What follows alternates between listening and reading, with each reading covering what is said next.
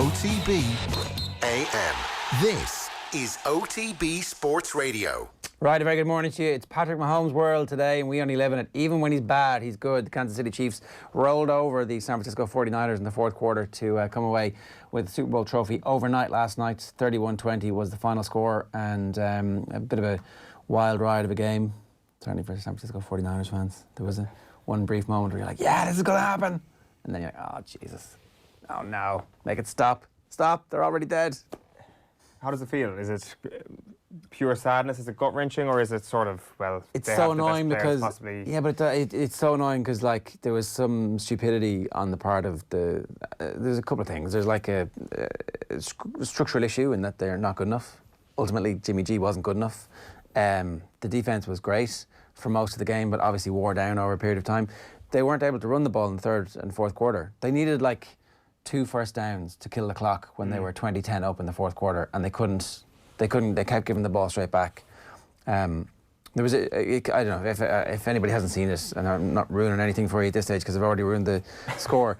Tyreek Hill makes a catch. Patrick Mahomes runs up to the line, tries to get the snap away, and the San Francisco 49ers challenge it, and it gets overturned, and it's going to be 3rd and 15. And at 3rd and 15, you can send all of your rushers to really destroy the pocket and put them under pressure, and they've been doing that the whole game. And Mahomes is looking a bit angsty about the whole pressure of being the greatest athlete in the world at the moment. And that's the play. He hits Tyreek Hill for a 50-yard bomb, and from that point over, it's game over. That's like, it. That's the winning of the game. It's just this non-stop where all of the 49ers have been playing really well up to that point, kind of quail a little bit and go, oof, and cut to the bench, and Shanahan's looking at what he's going to play, what he's going to give Jimmy G to do the next time, and they have 3 plays and it's 3 and out, and you're like, come on, you're supposed to be the offensive genius, and at 3 and out you couldn't get. You just needed to keep going. You needed to be able to show something on offense. So the Kansas City, the Kansas City Chiefs defense was much derided. Yeah. And kind of not really talked about. And they were quite good for the last 6 weeks of the season, but I was like, yeah, but they were playing crap. They were playing against a crap team, so they're not that. They were brilliant. In the second half in particular, they were absolutely brilliant. They completely killed the Niners. You have to give them credit for getting the ball as much as they did late on, and I think we're going to be chatting to Mike Carlson later on. He will give Andy Reid a lot of credit for that particular thing, but like the question needs to be asked now. It's kind of 2 very dramatic Super Bowl defeats that Kyle Shanahan has now suffered, and as an offensive genius, should he actually have had better tools to just hold onto the ball a little bit longer, test out the defence that the Chiefs had just a little bit longer? Because 10-point lead in the fourth quarter. I guess from a defensive point of view, it's much easier for them as well on the first 3 downs to actually go all out and try and get the ball back, especially when you're chasing a game. So they're going to be up for making big plays as well, and like I think that there's probably enough blame to go around on the 49ers side of things. Like when it comes to Mahomes, I didn't think he obviously wasn't amazing last night. No, he was as bad as he's been in patches, and then was able still to dig it out. That's the thing. Like bad Patrick Mahomes is still better than basically every other. Oh, sorry, there's another key moment in the game where Patrick Mahomes throws the ball to Quan Alexander, who lets it go through his hands, which would have been 3 picks in the game. And if he'd picked that, I think that's game over. Yes, but he didn't, and so Mahomes is like, "Cat's got 9 lives, baby," and they keep going and keep going. But I think there's a few kind of moments where the 49ers could have fatally killed them. If they go up 27-10, I think it's game over. If they catch that interception, I think it's game over because the doubt goes into. But like at the end, it's Damian Williams, who's a cast off from the Dolphins, who's gashing the 49ers run defense. And they're knackered by the end of the fourth quarter, which I think that was always going to happen. So. Yeah, look, I mean, an amazing achievement for the Kansas City Chiefs. Not a particularly likeable bunch once you get past Patrick Mahomes. Patrick Mahomes, unbelievably likeable. Yeah. But after that, you're talking Tyreek Hill, Frank Clark. Yeah. These are not good human beings. Bad people. Yeah. So Andy Reid is a good guy, though. Andy Reid seems like a good guy. You know, I mean, he gives all these people their second chances. Well, that is a very good point. Because he is a very affable bloke. It's actually funny. If you Google Andy Reid. Proud to say that retired Irish footballer comes up first on Google. I think that might just be in Ireland, though, is it? Probably just in Ireland. If you're in Kansas City, they're like disambiguation. Yeah, possibly. He said he's going to. He kind of divulged that he's going to eat the world's biggest cheeseburger or something after this in celebrations. Yeah. Andy Reid's going to do. I mean, so it's true. He does play up this true American hero. A true American hero is right. The whole second chances thing is actually a very good point, which I got blinded by the So, look, I don't know if everybody knows this, but Andy Reid's son died from a drug overdose while he was on his coaching staff at the Philadelphia Eagles. And I think his other son, who's now on his coaching staff, has had drug problems in the past as well. So he believes in giving people second chances because obviously he wanted his own kids to have second chances. So, look, I get that. It's just that I think that when the situations that Tyreek Hill and Frank Clark have been involved in the past, not even including the one that Tyreek Hill was involved in most recently, where he seems to have come out the other side of that legal process, which involved his child. This was also the team who picked Kareem Hunt after Kareem Hunt had issues in college, all of which were around domestic violence. So, anyway, look. They were the better team by a mile. Most important question people will be asking is how many hours of sleep are you operating on this morning? Somebody's got a horse in the race. About 4, 3.5. It's fairly good innings. Well, see, I went to bed first and then got up and then went to bed again. But actually, it's not true. The birds are singing at the moment at 4:30 outside. I'm like, what the hell? What? This global warming malarkey is not good. No, it's terrible. It's a jarring experience. Did you sleep at all? I did. Yeah, I did. I barely made it to half time, to be quite honest with you. Oh, right. Yeah, so all right. I can't. So you're grand. I'm totally fine, yeah. Right. And such as American sports coverage, the highlights are that good. I felt like I missed nothing. Straight away. Yeah. Up. Although I haven't seen any of the halftime show yet, so. The halftime show was like. That's some other day. Right. Okay. What do you mean by right?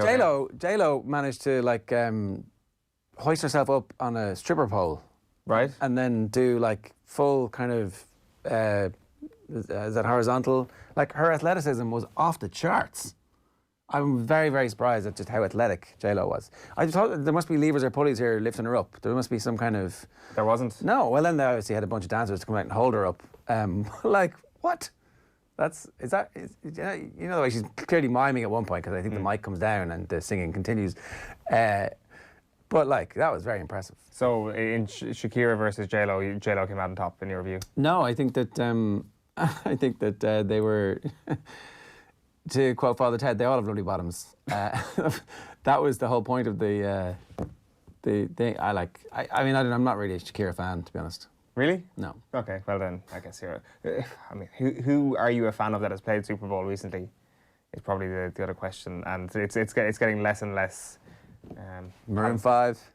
Maroon 5 fan? Pugwash, what was your man's name? What was your man? I can't remember his name. The bald guy who's the one name. Prince? No. Which one name character played Super Bowl? In the last year and a half. He was the last 2 years. Oh, Black faces all around. Okay, we can come back to this one. I've completely blanked on that. I will... 31-20 was the final score.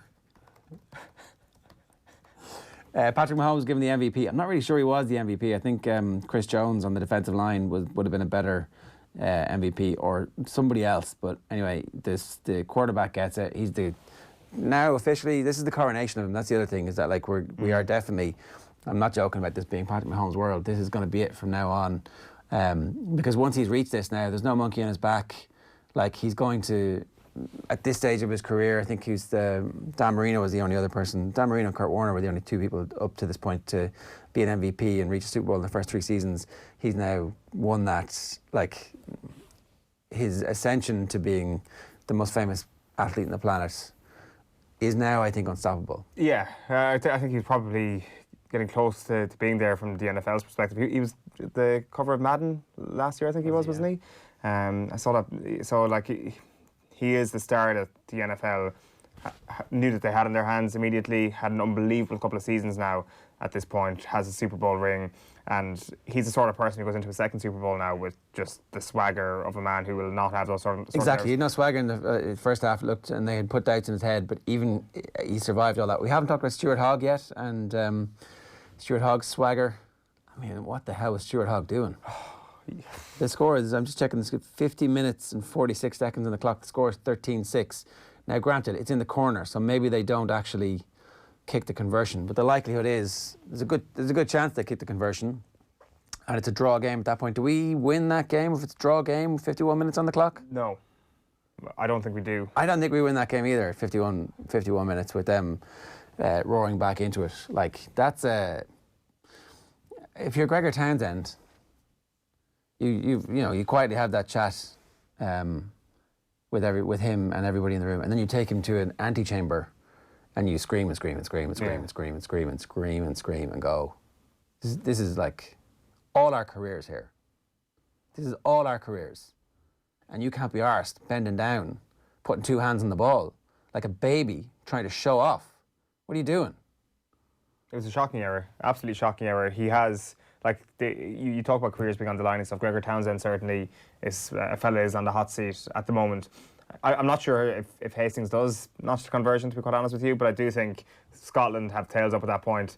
Like, put it this way, if Ireland were exposed to that France team yesterday, we can laugh at England all we want. But we would have got a far bigger pasting by France yesterday with the performance we put in. Would we have come back? Would we have had Elliot Daly's genius to spark something to help us come back? I don't think so, to be quite honest. I think we need to control. I think we need an early lead. I think thankfully we got that early try. That early try doesn't happen. I think, now granted, it was a beautiful move and it was excellent execution from a number of different players involved in that.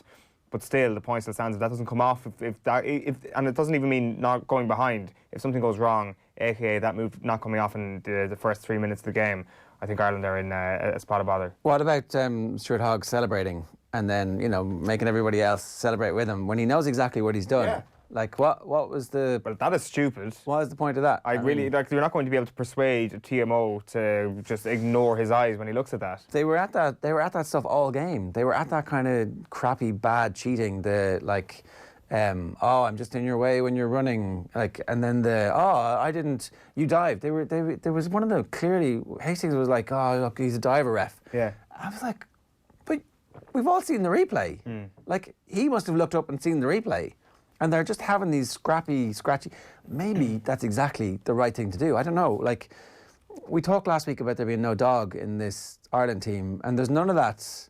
We don't do any of that kind of cheating that other teams do. We just don't. We're not like... We've none of the dark arts. We've none of that. A conversation around this with Liam Tolan on Friday's show, and he was like, oh, do you mean gouging? I was like, no, it's not. We're not talking about that. We're talking about, like, Neil Back and his little hand in the back of it. And we're talking about all the things that... We're talking about Richie McCaw lying offside for years and years and years and being nice to the referees and getting away with it. Like, but Scotland were really bad at it. They were really bad at I'm just going to, be lazy in front of your line and don't you out of the way. Well, they would look back, see Andrew Conway and then step into his... And push him with two hands up. And you're like, oh, no, I was just running. Sir, I was just running, sir. They were really bad at it, but it did seem to work a little bit against us. It did, and we don't want to get ourselves into a victim complex here where we think the referees need to clamp down on this, because it's the opposite. Ireland need to be doing this a little bit more, but in a more I sly don't way. know. I don't know. Unless they're so sly at it that we don't even notice it. Well, maybe if that was the case, then props to Ireland for being brilliant at it. Imperceptibly brilliant. Like it's unseen brilliance of the Ireland's cheating. It's timely that O'Driscoll made those comments last week that Ireland are perhaps lacking a bit of dog, and then straight away, first game, it is possibly the most noticeable thing that Scotland are perhaps... they definitely had more bite to them than Ireland did at the weekend. They bossed us physically, it seemed. It's just they're not as good as Ireland. They're talentless. They're a bit of a rabble, and they nearly beat us. It was a borderline humiliation for Ireland if they didn't get the win. Not getting the bonus point at home to Scotland in any given Six Nations is not a good result. No. Not a good result. Now look, it's the first game up. Maybe Scotland, that's their best performance. Who knows? Maybe they get better. But if Finn Russell had been in that team, would we have been in a bit more trouble? Here's what's coming up. Sports headlines coming your way. Going to give you a run through of those exactly right now. Sheahan Horgan's going to join us to talk to us about the weekend's rugby. We've got the top 5 stories that we're covering today. Mike Carlson, who is part of the BBC's Coventry team in the Hard Rock Stadium in Miami, has already been speaking to Eoin this morning. We caught him in his hotel room just before he went to bed. The sports news, and then Alan Quinlan, obviously part of the Coventry team for Virgin over the course of the weekend's rugby as well, going to join us at 8:45. Anthony Moyles going to join us in studio around about 9 o'clock. Look back at the weekend's Gaelic football action. You were at the Kerry game? Kerry Galway Saturday night, yeah. Turned into... How was Clifford? Bit of a cracker. Clifford was decent, like by his own lofty standards. He wasn't as good as he was the previous week. How was Sean O'Shea? Not there. He right. wasn't playing, yeah. Okay. No, Sean O'Shea. James Donoghue taken off at half-time. Don't know what's happened there. So maybe they're missing a lot of their defensive weapons as well, to use that NFL phrase, in Thomas Sullivan and Tyke Morley. So getting the win was probably a bit of a testament to them digging something out. But there's a lot of questions to be asked after Saturday night, I think it's fair to say. All right, 7:45. You just joined us. The Kansas City Chiefs claimed the Super Bowl last night with a dramatic 31-20 comeback win against the San Francisco 49ers. They were down 20-10 in the fourth quarter, and then Mahomes got cooking and engineered 3 scoring drives in 5 minutes. The last one was kind of academic. The win ends a 50-year drought for the Chiefs. In horse racing, jockey Jack Kennedy is set to miss the Cheltenham Festival after breaking his leg in a fall at Leopardstown. He unseated in a chase just half an hour after winning the Grade 1 Irish Gold Cup aboard the Gordon Elliott-trained Delta Work, would obviously now be due to ride Delta Work in the Cheltenham Gold Cup, but will miss the meeting. Liverpool's Premier League lead is up to 22 points, which is a bit of a disgrace, really, for the rest of the Premier League. But anyway, after Man City were hammered, they weren't really. They completely dominated against Spurs, but they crapped out and lost 2-0, it says here, at the new White Hart Lane. Dutchman Steven Bergwijn and Heung-min Son scored second-half goals for Spurs after Ilkay Gundogan missed a penalty and Zinchenko was sent off. Elsewhere, Burnley and Arsenal played out a scoreless draw. In Scotland, Celtic beat Hamilton 4-1 to move 7 points clear at the top of the Premiership. Limerick and Waterford picked up their second victories in Group A of Division 1 in the Allianz National Hurling League. David Dempsey scored the goal for Limerick as they beat Galway 119 to 14 points, while Waterford went to Cusack Park and beat Westmeath 318 to 115. In Group B, Tony Kelly scored just the 12 points as Clare beat Wexford by 18 points to 15 in a match that did not feature a handshake between the respective managers of Wexford and Clare. Kilkenny were 321 to 9-point winners against Carlow, and Dublin got the better of Laois 418 to 217. Not quite a measure of revenge for Laois dumping Dublin out of the championship last year, but a better victory for Dublin. Anyway, in Division 1 of the Alliance National Football League, Monaghan beat Tyrone 112 to 11 points at Castleblaney. Michael Murphy hit 1-2 as Donegal had Meath's number on a scoreline of 3-8 to 7 points. And in Division 2, 1 point wins for Clare over Kildare and for Mana against Roscommon. France beat England 24-17 in a bit of a cracker in Paris. The Irish women's team crept past Scotland 18-14 in their opening tie in Donnybrook. And GMAC won the Saudi International with a 2-shot victory over a star-studded field at the Saudi International about 24 hours ago at this point. Right, are we doing paper headlines? OTB AM. We can start with the Irish Independent this morning, leading with the hurling. Picture perfect for Limerick, with a picture of Aaron Gallan there taking a selfie with a fan. Kylie's calm approach reaping rewards as Treaty look to be on the road to redemption. You've also got Eamon Sweeney and Michael Verney writing about that inside. Tony Ward, meanwhile, says John Cooney must start against Wales after cul-de-sac stuff does little to lift spirits, while fabulous Faugheen and Delta Work mix style with substance at Leopardstown, and Catch-22 City failed to close gap on Reds. Fantastic Faugheen. That's the picture of him on the front of the Racing Post. Amazing veteran rolls back years to light up Leopardstown. So a big win for well-fancied Faugheen as well. So 13-8 favourite. He went off in the Flogas Novice Chase yesterday. And then obviously the other story is Delta Work and Jack Kennedy. But unfortunately Jack Kennedy fell half an hour later and now will miss the Cheltenham Gold Cup and the whole festival. The Mayor leads with lock, shock and both barrels. Pep holds behind closed doors inquest into latest meltdown and admits we cannot stop Liverpool. And Gunners' hopes kicked into the long grass. A 0-0 draw with Burnley yesterday despite a fairly good performance. Farrell says shape up or else, and better by Green Mile. That is the headline on Limerick 119, Galway 14 points. The English newspapers all revelling in the fact that England were beaten by France a little bit, it seems. Brutally exposed, a picture of their boys after the game against France, because obviously in the pre-match Eddie Jones was saying that he was going to bring brutal physicality to his team. World Cup finalists England suffered bruising defeat in Paris as Jones' team finished second best to resurgent France. These are chastening times for England. They've just been in the World Cup final, like. Eddie Jones' side had travelled to Paris seeking to begin the healing process following their World Cup final defeat by South Africa. They had warned that Fabien Galtier's youthful French side would be tested by a brutal physicality and intensity they had never experienced. I mean, it turns out when you start goading your opposition in rugby, it's not a great idea. Turns out it almost always blows up in your face. Yeah, we should have, but we were goading the Scots, all right. Didn't work out for us very well. No, not very well whatsoever. The team whatsoever. weren't, but Back page of the Irish Daily Mail is best defence. Limerick keep up momentum with easy win, while injuries forced Farrell to make a fresh start. Faugheen delight for Mullins is their Race Mail headline, and Jose has last laugh as City crash. Back page of the Herald this morning. Desi looks to next battle. Desi Farrell insists Dublin are under no illusions about the challenge posed by Monaghan in Croke Park this coming Saturday. So the league game's coming thick and fast, and everybody falling in love with Gaelic football again. Jack Kennedy pictured on the back page of the Irish Daily Star. Heaven and hell. Kennedy lands Gold Cup, but leg break rules out Cheltenham, and unstoppable Liverpool are too far away now, says Pep. There's Stephen Bergwijn celebrating the winner yesterday for Tottenham, and a fairly dejected-looking Pep Guardiola.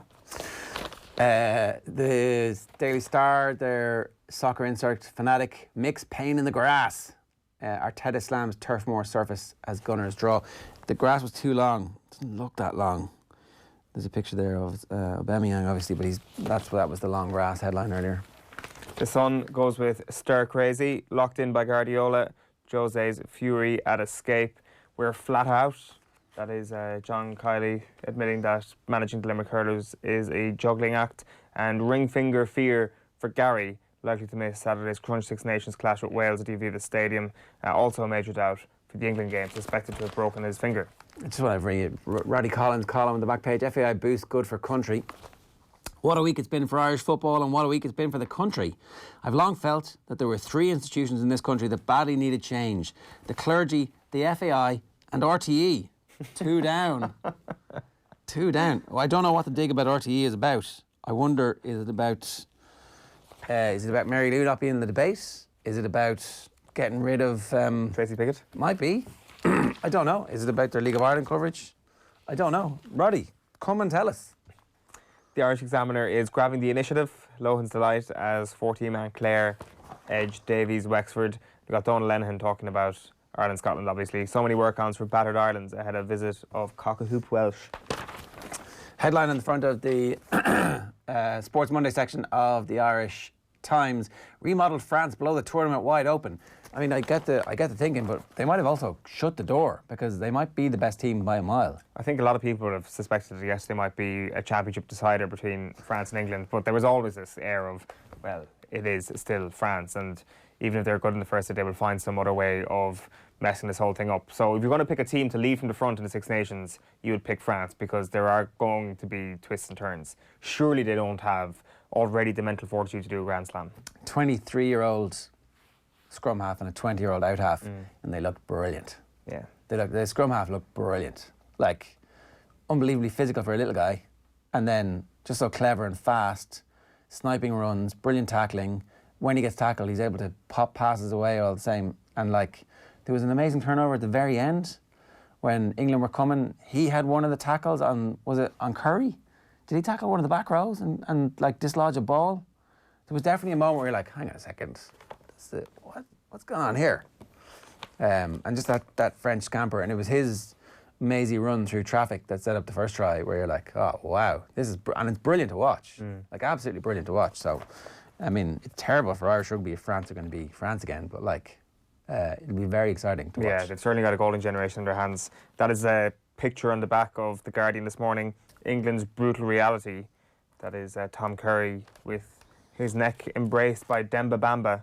Jones forced to eat his words by resurgent French performance. GMAC is up to the top 50 in the world again. He's going to go to 46 in the updated standings. He won 530 grand. It's his 11th European Tour win, obviously, but the whole point is that Dustin Johnson finished second, and so therefore the amount of world ranking points are going to be absolutely huge for it. So certainly from a golf perspective, he has justified his decision to go to Saudi Arabia and take the money from the Saudi Arabia sports washing regime. Obviously, it's GMAC's Irish Open. He's the host for this year as well. So, I mean, certainly in terms of his form going into the rest of the season, that's great news for them. Brian O'Connor's column, freedom of speech doesn't mean freedom from consequence. That's Margaret Court being a bit of an asshole, basically. The London Times this morning leads with the rugby as well.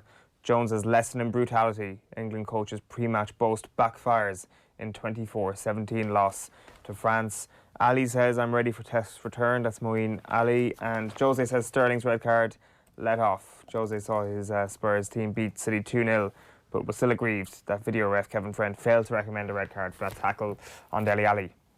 Okay, so we've got the Irish news for you. Last one for now. Tally hopes beating Derry will be down. Turning point, obviously down in Derry, going at it hammer and tongs. But the main story, Hart holds on to faint hope of McShane staying in Tyrone. I think while there's a possibility, well, until a contract is signed, sealed and delivered, and until he's actually on that plane, there's every chance Carl McShane might decide, am I going to go and try and make it and not make it and take a year out while I'm at my absolute peak? It's hard. It's obviously a very difficult decision, but presumably Tyrone are trying to put a package together of like, this is what your career would look like here, this is what your life would look like. These are, like Kerry obviously put together a brochure, which I presume has some other stuff going on. Like, we'll plug you into the Kerry connections in the diaspora to make sure that life is good for you. I would say opportunities will come your way. It has to be done, and it would be very naive of Tyrone not to be doing a similar thing. Well, it would be very naive of us to think Tyrone aren't. Yeah. I think Colin McShane, no matter what the situation is, if you're a young person who is succeeding and is high in confidence in his own game, I think you go for it. You go to Australia. Yeah. You see the progress you made in a year from... Definitely. So I think you go for it, but I think obviously if there's some jeopardy around it, or if it's, I don't know, if there's maybe, if it's difficult to make it, for example, I would say he'd be eager to come back again, but I'd be surprised if he didn't just go and try it out. And we still don't know how that trial went for him. Like, he is obviously back home. I'm not sure we're seeing the stands at the weekend again. No, we don't. Yeah. We're unclear as to how this whole thing has progressed for him so far. The stories that we're covering on offtheball.com for you this morning: American football, Patrick Mahomes' toughness wins out. Sorry, in fairness, we didn't talk about this. Mahomes got absolutely hammered 5 or 6 times by the 49ers, and every time was able to shake it off and look pretty impressive. And then never not a tie. Never not at it. Never not at it. Disgraces itself. World by voting off Kevin Kilbane. Britain disgraces self / world by voting. Yeah. So, comma world. Sorry. Yeah. At it again. Poor Kev didn't make it to the next round of Dancing with Ice. This was his birthday weekend. Him and his partner share birthday. 48 hours. How would you say that? Yeah, 24 hours. Their birthdays 24 hours apart. It's obviously kismet that they are together, and in real life as well as in show business. And they got kicked off last night. I didn't actually see it because I went to bed early so I could get up and see the game. But what happened? I didn't see it either. I just presumed that the group thinned a small bit. Kind of looked around and saw nobody over his shoulder anymore. Which, to be fair, a lot of people would have said happened the previous week, and he still managed to survive. The narrative had obviously been something that had taken the English public by storm. Somebody was sick and Caprice left. I think if he'd got into it... oh, no, it's the judges send people home, don't they? Yeah, so he got sent home by the judges, yeah. But if Caprice had still been in it, she might have been below him in the voting. Possibly, yeah. But it's still stupid that this kid from Diversity is allowed to be in this competition. I don't care that you have to wear skates. You're a professional dancer. Dancing on ice. Dancing. Yeah, it's half of it. It's a bit unfair. Ridiculous, actually. I think I would like to see Kevin kick up a storm. Eddie Jones ever going to learn about running his mouth off to the opposition before games? They got bullied, not France. They did. And the French athletes, France has an amazing pick of athletes who are starting to come through as well. Conor Joyce says, where does the wild optimism come from about this Ireland rugby team saying we're going to hammer Scotland? We are on their level. That was a pathetic game. Well, Conor, we were on their level at the World Cup and we absolutely hammered them.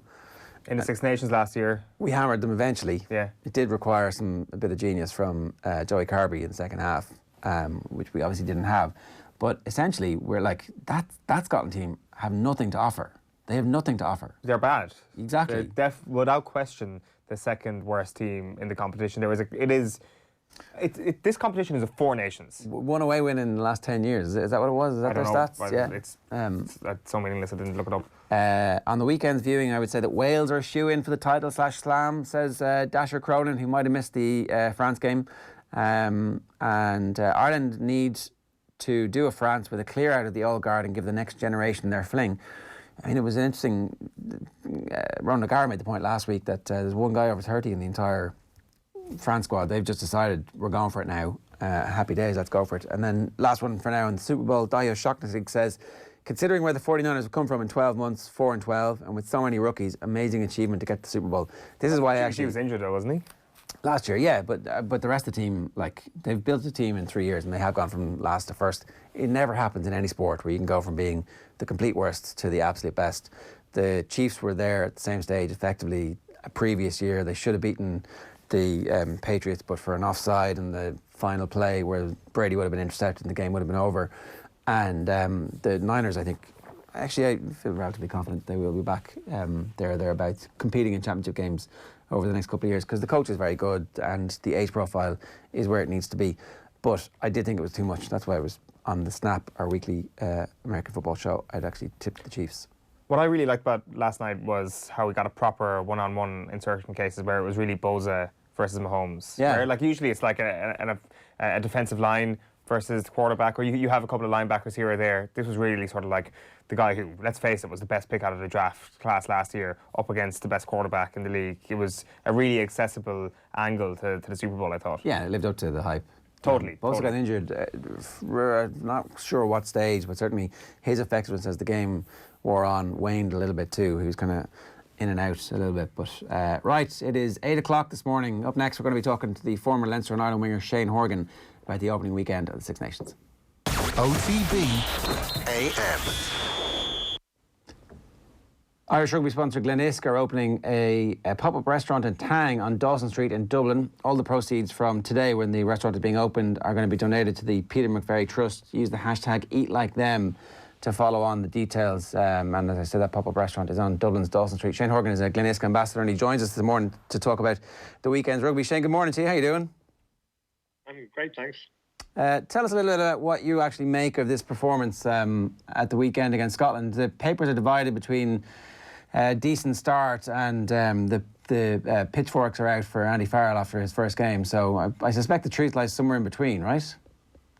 Well, maybe a little bit early to be out with pitchforks, I suggest, after one game and 5 training sessions. But I suppose maybe where that's rooted is we didn't see much change from what we've seen up to this point with Andy under Joe, especially in the last year. So there was an expectation, there was a lot of messaging going on since Andy's taken over the role about change and moving the game plan on, and that's always going to take time.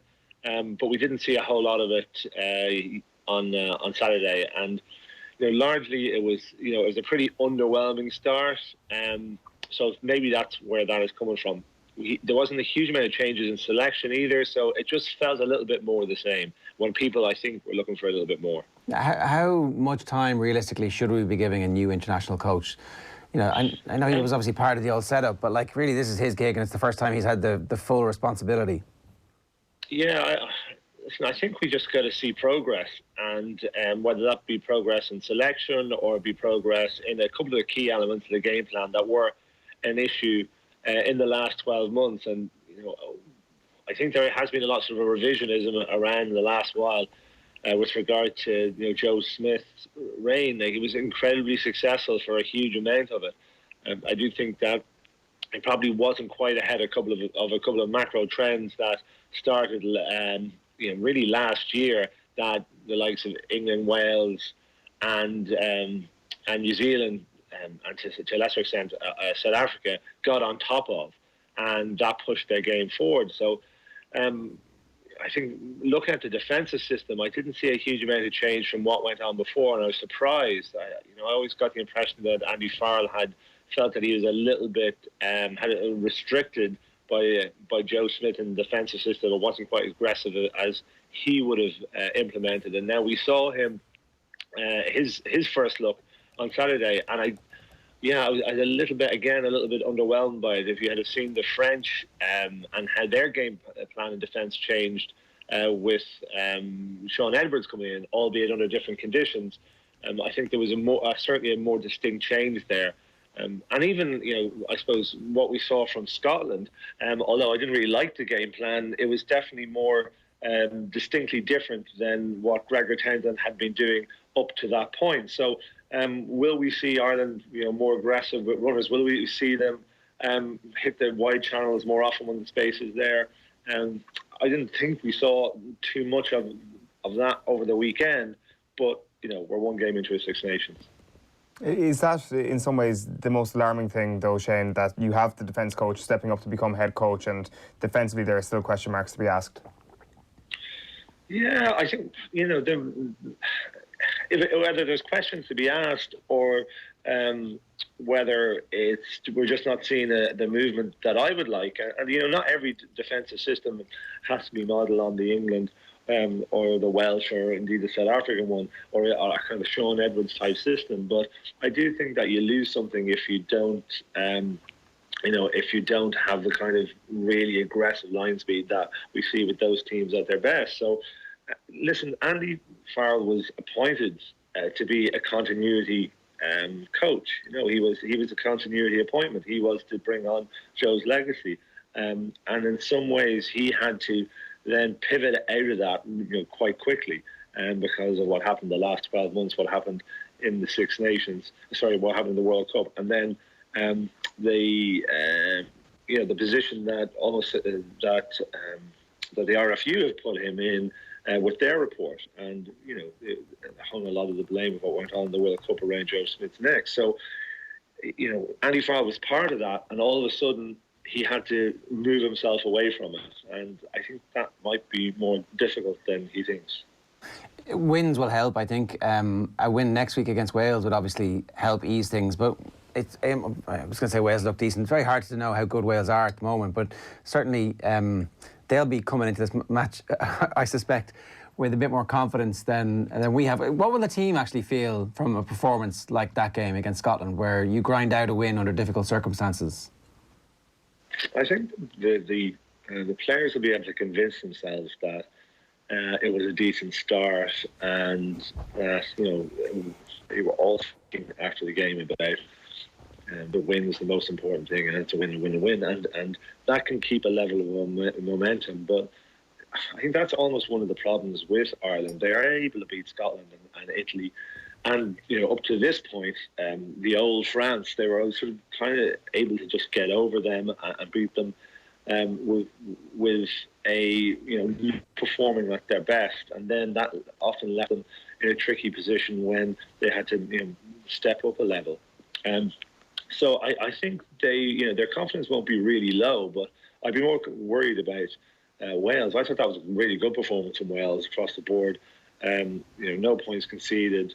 Some nice rugby played, finished strong. They won't certainly make the level of mistakes that Scotland created quite a lot. They spent a good bit of time in Ireland's 22 without getting too many points for it. Of course, dropped the ball over the try line as well. So one thing you can be sure of is Wales won't make the sort of mistakes that Scotland did. So that means the performance of Ireland will have to up greatly in order to beat them. What do you suspect the personnel changes will be, Sheahan, assuming that there's going to be no fresh injury concerns? I think Ringrose injury, I'm not sure how bad it is. For him to come for a thumb injury, I'd be surprised if he will start. If he doesn't start, then I suppose Henshaw is the ready replacement there. But then that does make the midfield kind of a throwback to the last year. And is that the kind of midfield you want? Not too much subtly. I think Ringrose is playing so well, and is a really important element of what Ireland do. It'll mean that we're very solid and very physical, but whether we'll be as capable of taking the edges or not, I'm not sure. Other than that, I'm not sure if he will make any changes.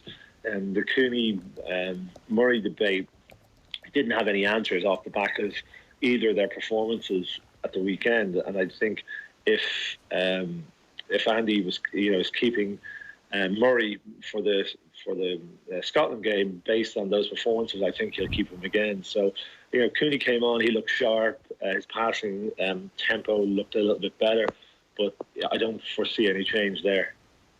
One quick word on the French performance. They obviously were sensational in the first half against England. England got back into the game, and it looked like they might actually be able to disrupt the French victory procession. And then just at the last minute, France managed to dig it out again. That's the type of performance that this French team are going to get a lot of heart from. The new defensive structure that they have with Sean Edwards is obviously something that team has been crying out for. Is this the rebirth of a proper superpower in France? It's too early to say that, but there's a lot of signals that are suggesting that they're getting back on track, and it's still a long road. That defensive system looked very good. Their spacing was excellent. The conditions were perfect for Sean Edwards' defence. Absolutely perfect in terms of the ball was a little bit wet, a little bit drizzle. It was difficult to move the ball wide, and England did move the ball wide a couple of times successfully, even in those conditions. So I think it's certainly not the finished article. We saw the work rate from the French, and physicality was really a couple of levels above what they'd done before. But we're also still seeing that the wingers don't work as hard as any of the other teams in the Six Nations, with the exception of Italy. So they're still building blocks to put in place there, and I still think their open field game, or their offensive game, from set piece needs quite a bit of work as well. They play very instinctively, and that's where we saw a couple of the tries, and they have that, and if they can retain that and develop those other structures, then they become a really effective team, and one that gets from the second tier of Six Nations rugby, which they have been for the last maybe 10 years, back to the top. Yeah, scary stuff. Shane, great stuff. Thanks a million for joining us.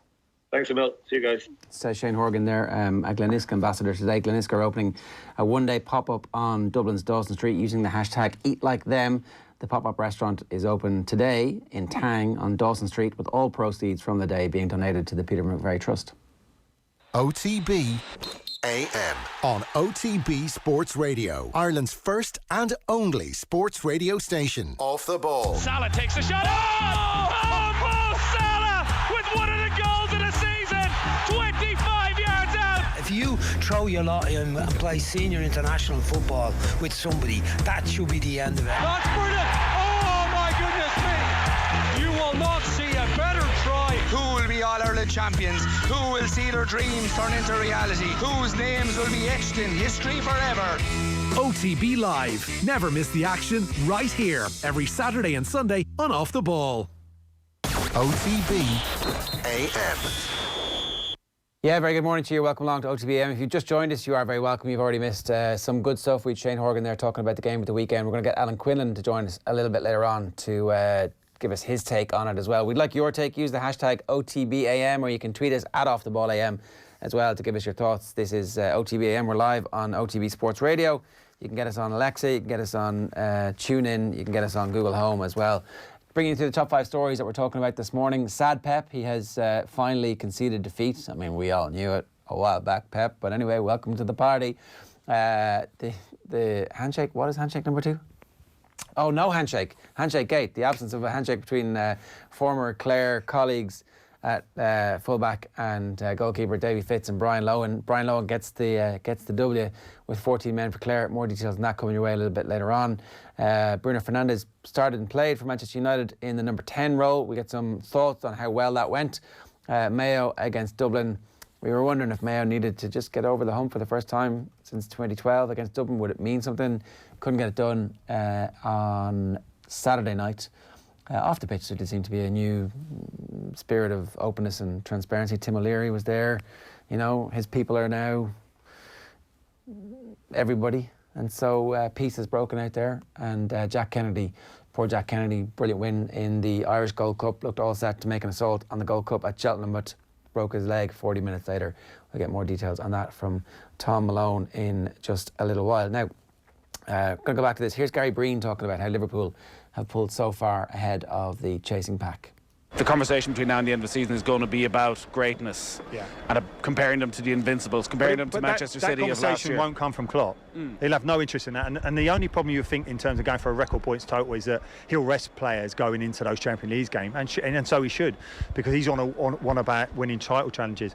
But in terms of giving it some context in terms of what Liverpool have done, 70 points by January, it is unbelievable. And when you talk about the greatest Premier League teams, You're obviously talking about the treble-winning team of '99 of Manchester United, of which this Liverpool team are over 20 points ahead of them at this stage of the season. Then you talk about the Invincibles of Arsenal. They're over 10, 12 points ahead of them at this stage of the season. It's relentless. It is just a staggering level of performance in terms of points, because I would argue that they were probably looked better and certainly looked better defensively last season than they have this. Yet no team seems to be able to lay a glove on them. So what is it then? What is it? What's the X factor in this Liverpool team? Well, it's throughout the team. I genuinely believe that. I think it's a combination of so many things. I think obviously they've got that brilliant front three, they've got a functional midfield, and they've got a defence now that can win them games, a goalkeeper who wins them points rather than loses them points, as has been the case in the past. They are just a team that's been built for a fraction of the cost of their rivals. And it's just testament to what Klopp's done. It is an amazing job he's done in terms of galvanising that whole football club.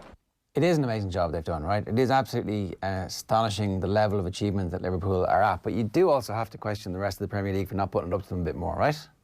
100%. And it's been... I'm not sure you question the rest of the Premier League for not putting it up to them more. I think you just accept that it's been a bad... place 3 to place 20 in the Premier League. It comes from the fact that... But two. Man City have been a disgrace this season. Disgrace is way too strong. Come on, they have. Disgrace is way too strong. Look at the money that they've invested. They're supposed to have the best manager, the greatest manager of all time. And they've built this team over a number of years. Even before he got there, they were buying his type of players, and their defence is crap. Okay, they're getting beaten by a mediocre Spurs team. I'm just getting the Premier League table up here.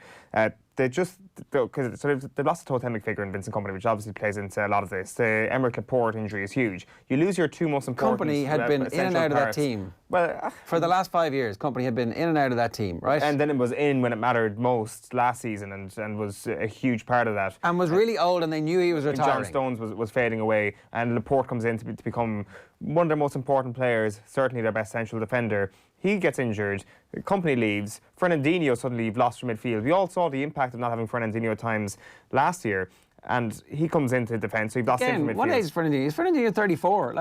I'm not saying that everything is rosy in the garden here for Pep Guardiola and Manchester City. I think using the word disgrace is just a little bit strong for... Put it up to your rivals. So they've lost 6 games this season, same as Leicester City. It's not good. It's not been a great season, but it's certainly not been a disgraceful season for Manchester City. I think more questions need to be asked of the way Chelsea and Manchester United and Arsenal and Spurs have performed this season. Nobody laying a glove on Liverpool at all. Yesterday kind of did probably lend a bit of credence to your argument about Manchester City, that Tottenham Hotspur can come and beat them. But strange things happened in that game. This was not like some sort of Pep Guardiola getting out tactic. Can I just say, strange things happened. You're right. Strange things did happen. How often do strange things happen to this Manchester City team in big games? Like, if you go back to their exit in the Champions League over the last couple of seasons, how often do strange things happen to this side? Against Spurs. To say that that's kind of a hallmark of a disgraceful team. Is it a coincidence? Are you telling me that crapping out in successive seasons in the Champions League against inferior opposition and losing this season in loads of games? Getting close to 200 points over the course of 2 seasons, I would have thought, is the opposite of... Yeah, and then they down tools. They seem to have down tools this year. And it's very, very tough to keep up that insane level of performance. I think we've all outlined the reasons why Manchester City have conceded more goals this season. If you look at their goals... But none of it was news. I accept that those are important players, and I accept that injuries are... But they know injuries are going to happen in the Premier League, right? Buy better players. Coach up the players you have. Having John Stones' career disintegrate is on Pep Guardiola and his coaching tickets. What do you do? You can't necessarily... You hold them to account and you say, that's bad management. But in terms of recruitment, you can't necessarily sign another Laporte and say, by the way, you are going to be right on in there if our boy Emerick gets injured this season. Like, if Virgil van Dijk got injured for Liverpool, they would not be sitting on 73 points right now. It is as simple as that. That's a fair point, but if you look at the injuries that have happened around Virgil van Dijk, several different players have been able to slot in at different stages. Gomez was out for a long period of time before he came back, and then suddenly it's like, well, actually, you're the best partner for this guy. But we didn't know that because you're finally getting a run. Like, there is a way... Remember, earlier on in the year, we were saying the Liverpool defence is nowhere near as good as it was last year. And they've improved. And then all of a sudden, they've gone on this run where it's almost impossible to score against them. Yeah. So what's that down to? Yeah, it's down to excellent coaching and recruitment, and playing alongside Virgil van Dijk has probably improved. Sure, these but players. Virgil van Dijk was available for everybody to buy. Yeah. Now, again, he says that one of the reasons that he went to Liverpool is because Jurgen Klopp is there. So, in fairness, there is this advantage that Liverpool have because they've got a manager who has been given the ability to do exactly what he wants around the club and has built the club and has built the team and the style of play around players, and there's a consistency there now. And look, it is off the charts level. But this is such a wasted year for Manchester City. But Pep Guardiola, speaking after the game yesterday, said 2 seasons ago there was the owner of the Premier League who said that could not happen again. This is in relation to Manchester City's dominance. It's not good for the Premier League for City to win the title in that way with 100 points. Now it's Liverpool. You have to be concerned if you are the owner of the Premier League, which is, I presume, tongue-in-cheek. He's talking about Richard Scudamore, who did an interview a couple of years ago saying that Manchester City are looking dominant in the Premier League and it's not necessarily good for the fortunes of the league that Manchester City are so much better than everybody else. Pep is now saying that his comments apply to Liverpool. I don't think Liverpool will have this level of dominance next season. I think Manchester City will come close again next year, and I think we will have a 2-horse race. You can probably forget about the rest of the league when it comes to challenging for the title over the next couple of seasons. It is going to be Liverpool or Manchester City, you suspect. But everybody's being kind of dragged into a, I don't know, just this cluster of mediocrity, really, in the Premier League this season. That has accelerated Liverpool away from the pack. Everybody's in a relegation battle almost, or going for a Champions League place. It is the most interesting Premier League season outside of the top 1 that we've had in a long, long time. There isn't anybody absolutely tanking at the bottom, and then all the people going for Europe are actually kind of crap. So all these things add up to an illusion that the Premier League is in trouble where it's one versus the rest. Now, I will accept that it is going to be 2 versus the rest, I think, next season and potentially the year after, because Manchester City still have a fair chunk of cash. They do, and I think Man United, if they could get their stuff together, like, if I go back to, I'm just looking at the final tables, because when you're giving out about that, the 100 points season was 27, 2018. Manchester United were second on 81 points that year. Spurs were third on 77, and Liverpool finished 25 points behind Man City. The next season, they closed the gap to a single point when they reached 97 points, and Man City were on 98. But Man United went backwards and finished on 66. I'm just saying that from Liverpool to go from 75 to 97 was obviously multiple transfer windows and the club ethos getting into the entire club. It's possible for these clubs to have a turnaround. If Mikel Arteta, for example, is an absolute genius, then there's a possibility that Arsenal could become a team who are capable inside the next 18 months of competing if they were to not a chance to back him. Well, competing, you mean going for the Premier League title? Well, these teams need to have that ambition. Like, Chelsea should have that ambition. That's the standard. In the next 18 months, Chelsea should be capable of competing. Chelsea, maybe. Liverpool have just proven it. Liverpool have just proven it. Too short a window for a team like Arsenal to be able to get in. Liverpool just did it. Is it really a bit further down the line than Arsenal, but not that much further. Is it really 18 Arsenal months? finished with 70 points last season. Liverpool finished with 75 points. Yeah. Like, and I realise that you can't compare seasons because different leagues, different teams, one team goes on a run, blah, blah, blah, whatever, right?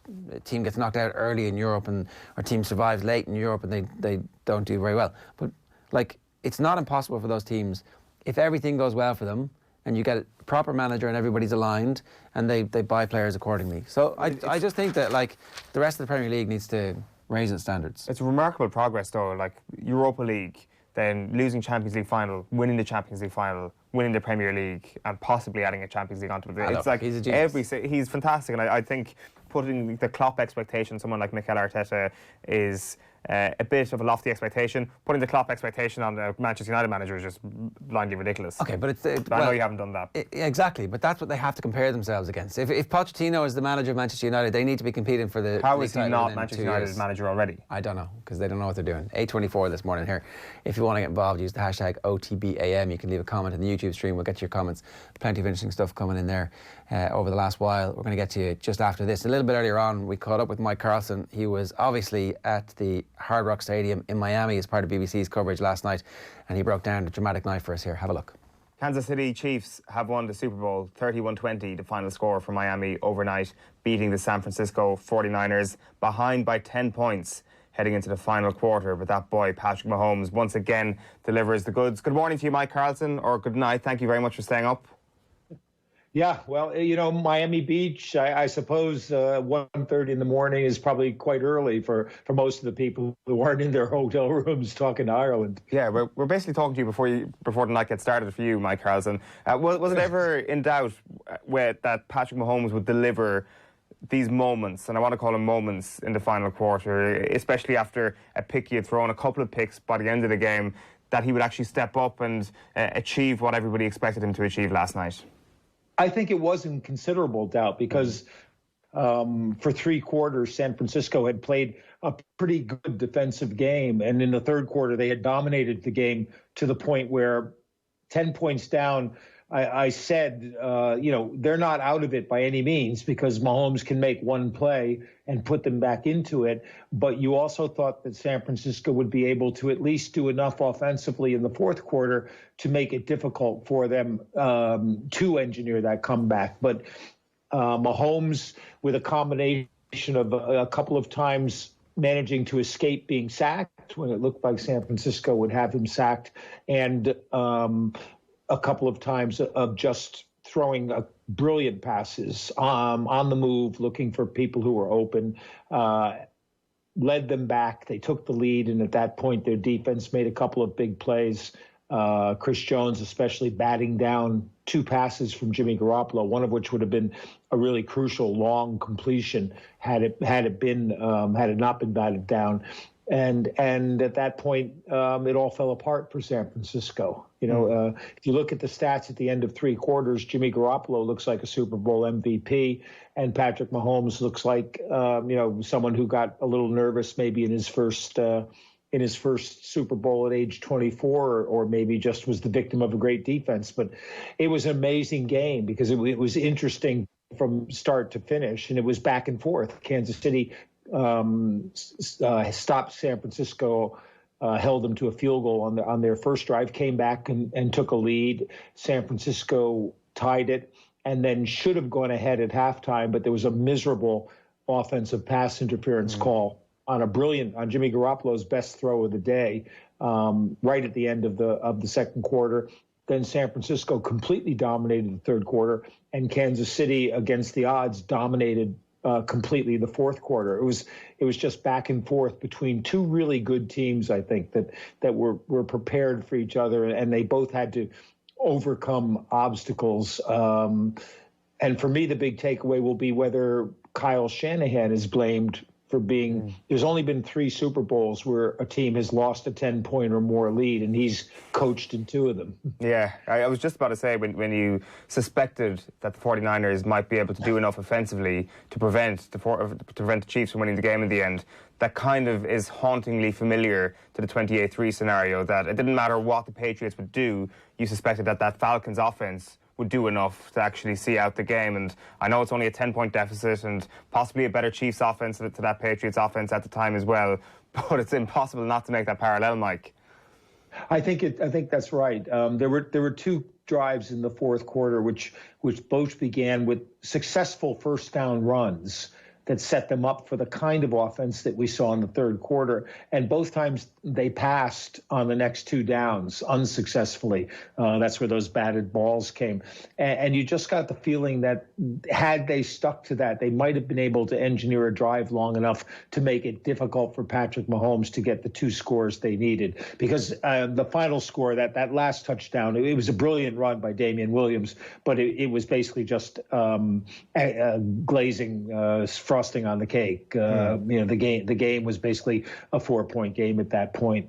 Yeah, for sure. A couple of things have come out from the past overnight, the main one being a tweet from Patrick Mahomes in 2013 saying, "I bet it feels amazing to be the quarterback who says, I'm going to Disney World after winning the Super Bowl, #QB. So really his dreams coming through overnight. And I do wonder, I know we can get bogged down on the winner in these occasions, and if the Chiefs had not pulled this comeback off, people would have been looking at the 2 picks that Mahomes threw. Whereas at times in that first half, Mike, I thought that Mahomes looked pretty comfortable in his own skin. He had taken to the stage fairly well, just in terms of how he moved. Like, they were obviously attacking him, trying to get him out of the pocket as much as possible, and he was okay with that, I thought. Now, the picks obviously would have been something that people would have thrown back at that argument and said, well, actually, that shows that somebody may have panicked in a Super Bowl.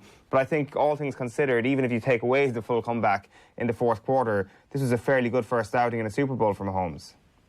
Yeah, and I think to some extent he had to settle down into what San Francisco were trying to do to him. And he did to an extent in the first half, but then San Francisco upped their defensive game. One of the picks he threw came the next play after Nick Bosa had batted the ball out of his hands when he was trying to pass. On the very next play, he rushed the pass a little bit because he had another pass rusher coming right at him. And he misread, I think, the coverage and threw badly for the pick. The other one was a batted ball. It wasn't a good pass either, but it was a batted ball. A lot of his throwing was off earlier in the game. It looked like he was pressing a little too hard because his short throws, he was passing behind the runners and he was throwing them very hard. He was throwing a few balls into the ground.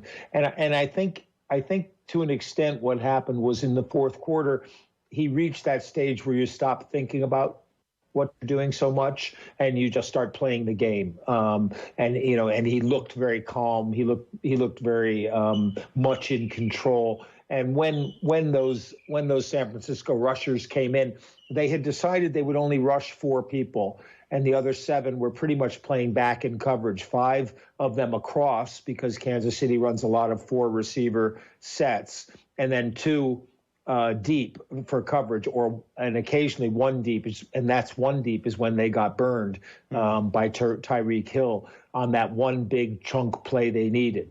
And that was the kind of thing that Kansas City has killed people with all year. You think you've got them under control. Mahomes escapes for a run. Mahomes gets an extra second and hits that long pass that all of a sudden puts them into great field position. And really that was the story of the game. A lot of us said before the game, it looked like a really, really balanced game. I took the 49ers, with no great, it's going to be the 49ers for sure, but thinking they were the better balanced team. There were more ways that they could win the game, but Mahomes was the X factor. You had to stop Mahomes. Mahomes was like the one player on the field who might be able to take the game over by himself and win it for you. And that's pretty much what happened. Yeah, Tyrann Mathieu said it's like watching Denzel Washington in a movie. It's like watching LeBron James in the playoffs. He has that spark. For him to be that young and to find the confidence to do what he did against a special defence, that tells you everything you need to know about that man. And he's only the third quarterback, I think. I know. It's in front of me here from ESPN. Joining Tom Brady and Terry Bradshaw as the only players to win Super Bowl MVP despite throwing multiple interceptions, which really, I think, is the statistic that sums Mahomes' night up. Yeah, and I think too, you have to give him a bit of credit because San Francisco's defense was so good. And you say it was so good, and they were still scoring points, in quick bursts, which is what they've done all season. I loved the bit when they were trying to interview Andy Reid on the field, and Patrick Mahomes was there for the next interview, but he couldn't get, they couldn't get him out of Andy Reid's grasp, basically. And you could see the kind of relationship that the two of them have. And you mentioned Disney, and of course, when Patrick Mahomes mentioned Disney, a whole lot of people won money betting that the Super Bowl MVP would mention Disney as his first thing. So that was one of many novelty bets that paid off in this game and plus halftime show. Talk us through Andy Reid's night, because on the outside looking in, it seems just like an absolute masterful performance from the coach. We described him last week as possibly the best coach to have never won a Super Bowl as a head coach. It seems that he can take a lot of credit for how many times the Chiefs got their hands on the ball last night in the important times of the game. Yeah, I think that's very true. And, I think Andy Reid probably didn't make as big a thing of the monkey on his back that this sort of quote unquote failure to win a Super Bowl had been. Like a lot of the great coaches who didn't win Super Bowls, he's produced consistently good teams over a while. And to win the Super Bowl, you do need things to break the right way for you. And he didn't make the kind of game management, clock management mistakes that people associate with Andy Reid. I think it was significant that Damian Williams was carrying the ball when they actually needed to wear out the clock with a lead. And he's the perfect relaxed coach for a quarterback like Patrick Mahomes, who's going to make a few mistakes, but who you can count on to produce points in bunches when you fall behind. And we saw that in the playoffs. They were down 24-0 to Houston in the first quarter, and there was no sign of panic on the Chiefs bench. There was no sign of even a grimace from Andy Reid. He just looked relaxed and, told Patrick Mahomes to go out and do what he normally does. And next thing you know, the Chiefs are leading 28-24 at the half. And that was the kind of attitude we saw here. I don't think there's anybody in football, including 49ers fans, who begrudge Andy Reid winning his first Super Bowl. No, absolutely not. I think everybody's delighted for him. Everybody kind of has this joy whenever they see him on the sideline. I think he said he's going to celebrate by eating the world's biggest cheeseburger or something like that in the aftermath. Andy Reid doing Andy Reid things, I guess. Like, just a quick word on the 49ers before we wrap up. Obviously, Kyle Shanahan has had a number of big disappointments, I think it's fair to say, in the Super Bowl at this point in his career, but he is still recovering and he's still getting back to these positions. They have unbelievable weapons on both sides of the ball. I think one of the maybe underrated aspects of last night was a proper defensive versus offensive matchup in Bosa versus Mahomes, which we actually rarely see when it's like one individual versus another. Sometimes it can be the full defense against another. Like, they clearly have the weapons to come back again next year. What do you think? Do you think that they will do that? Do you think that there is a Super Bowl in this team? Yeah, I think it's actually probably going to be easier for Kansas City with the young quarterback still on the rookie deal and in a division where they're the class of the division right now. And you're going to need to see improvement from the Chargers or the Broncos or the Raiders to compete. The problem for San Francisco is that they're in a tougher division, especially with Seattle as a natural rival there. And the Rams are going to be a good team, and Arizona is probably going to be an improving team. And Arizona played them tough this year, despite losing. So that's one problem. And the second one is holding that defense together, because Bosa obviously is a great weapon, but the strength of that defense is the fact that they've got a deep front four, which is always going to be effective, and that makes each guy more effective. I think they can do that. I think they'll be looking to probably improve the secondary a little bit. I think Emmanuel Sanders is a free agent, so they probably need another receiver to come along. And both their offensive tackles, who were hurt for much of this year, are getting older. Joe Staley may have played his last game. I don't know.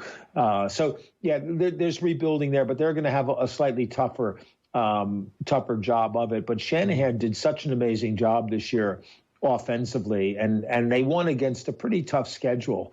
I was thinking at one point this game could have turned into the 48-46 kind of shootout that they had with the Saints, which to me was one of the games of the season. But the defenses took over and played really well, and I thought that was really, it's going to be like the unsung story of this is that for 3 quarters San Francisco played great defense, and for 1 quarter Kansas City played great defense, but it was actually a really good defensive game, keeping both these teams down to that few points. You've kind of already mentioned what the 49ers are going, or not what the 49ers, what the Chiefs are going to do next season, and going back to back is obviously an insanely tough task in the NFL. But it's interesting when you look at the teams that have done it over the last 30 years or so, and you look at the quarterbacks. You've got Troy Aikman, you've got John Elway, you've got Tom Brady. These are all-time great quarterbacks. Patrick Mahomes fits that mold, so that's the most important key, it seems, going back to back. I think that's a great point, Owen.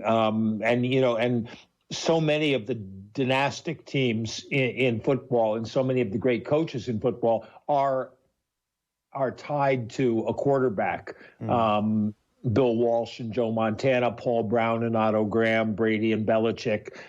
In almost every case, the great coaches are great because they had a great quarterback or because they could bring along a great quarterback. And I think Andy Reid and Mahomes have a chance to be in that kind of race. One of the things Andy Reid does very well and did in Philadelphia is to draft and sign for the future, so that they had Mahomes, but let Alex Smith start for his first year. They drafted Mahomes while they had Alex Smith. And this year they drafted Mecole Hardman to replace Tyreek Hill if he were to get suspended. But he's also now the long-term replacement for Tyreek Hill if they lose him to free agency. And that kind of team building is what you need to do in order to win consistently and win championships. And the big advantage for Andy Reid right now, like I said a minute ago, is he's probably got a path to a couple of championships before the rest of the division catches up to him. And that's been part of the reason why Bill Belichick's been so good, because if you can win your division and get into the playoffs, ideally with a bye week, you can win 3 games, against teams that may be better than you, or one of the 3 teams may be better than you on paper. Once you're in those games, you've got a chance to win them, but you have to get into those games first. So being the class of your division is a good way of establishing that dynastic dominance. And he's got a chance to do that at least for the next, 3 to 5 years, maybe, at which point Andy Reid probably retires anyway. Yeah, it's certainly exciting times to be a Chiefs fan at the moment. OTB AM. This is OTB Sports Radio. Yeah, that's Mike Carlson giving us his thoughts on the Super Bowl last night. Tom? Yeah, I'll start with that. Kansas City Chiefs obviously celebrating their first Super Bowl title in 50 years. They scored 21 unanswered points in the final quarter to beat the San Francisco 49ers 31-20 overnight. And quarterback Patrick Mahomes inspired the Chiefs to just a second ever Super Bowl victory. He says they eventually found a way to win. They have an amazing defense. I mean, one of the best defenses that I've went up against in my career so far. And so we weren't executing at a high enough level. When you play a defense like that, you're not going to have success. So I'm just glad our guys kept fighting and we found a way to get it in the end. He's unbelievable, isn't it? There's a super cut. You just basically get all his possessions are in one cut on YouTube at the moment. And from the game last night? Yeah, from the game last night. It's well worth a look. He's pretty good. He's like he said, he just finds time and space. Obviously, it's handy when you got a load of lads making it for you sometimes, but he's sublime. Move on to football, and Liverpool's Premier League lead now sits at 22 points after champions Manchester City lost 2-0 to Tottenham Hotspur at the new White Hart Lane yesterday. Dutchman Steven Bergwijn and Heung-min Son scored second half goals for Tottenham as City paid the price for a missed Ilkay Gundogan penalty and also the dismissal of Alexander Zinchenko. Spurs boss Jose Mourinho hailed his players' effort. I think the boys were phenomenal in their effort. The goalkeeper saved the penalty. I think it was God's will, because it's not a penalty.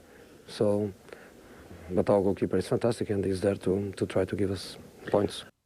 Elsewhere, Burnley and Arsenal played out a goalless draw yesterday, while in Scotland, Celtic beat Hamilton by 4-1 to move 7 points clear at the top of the Scottish Premiership.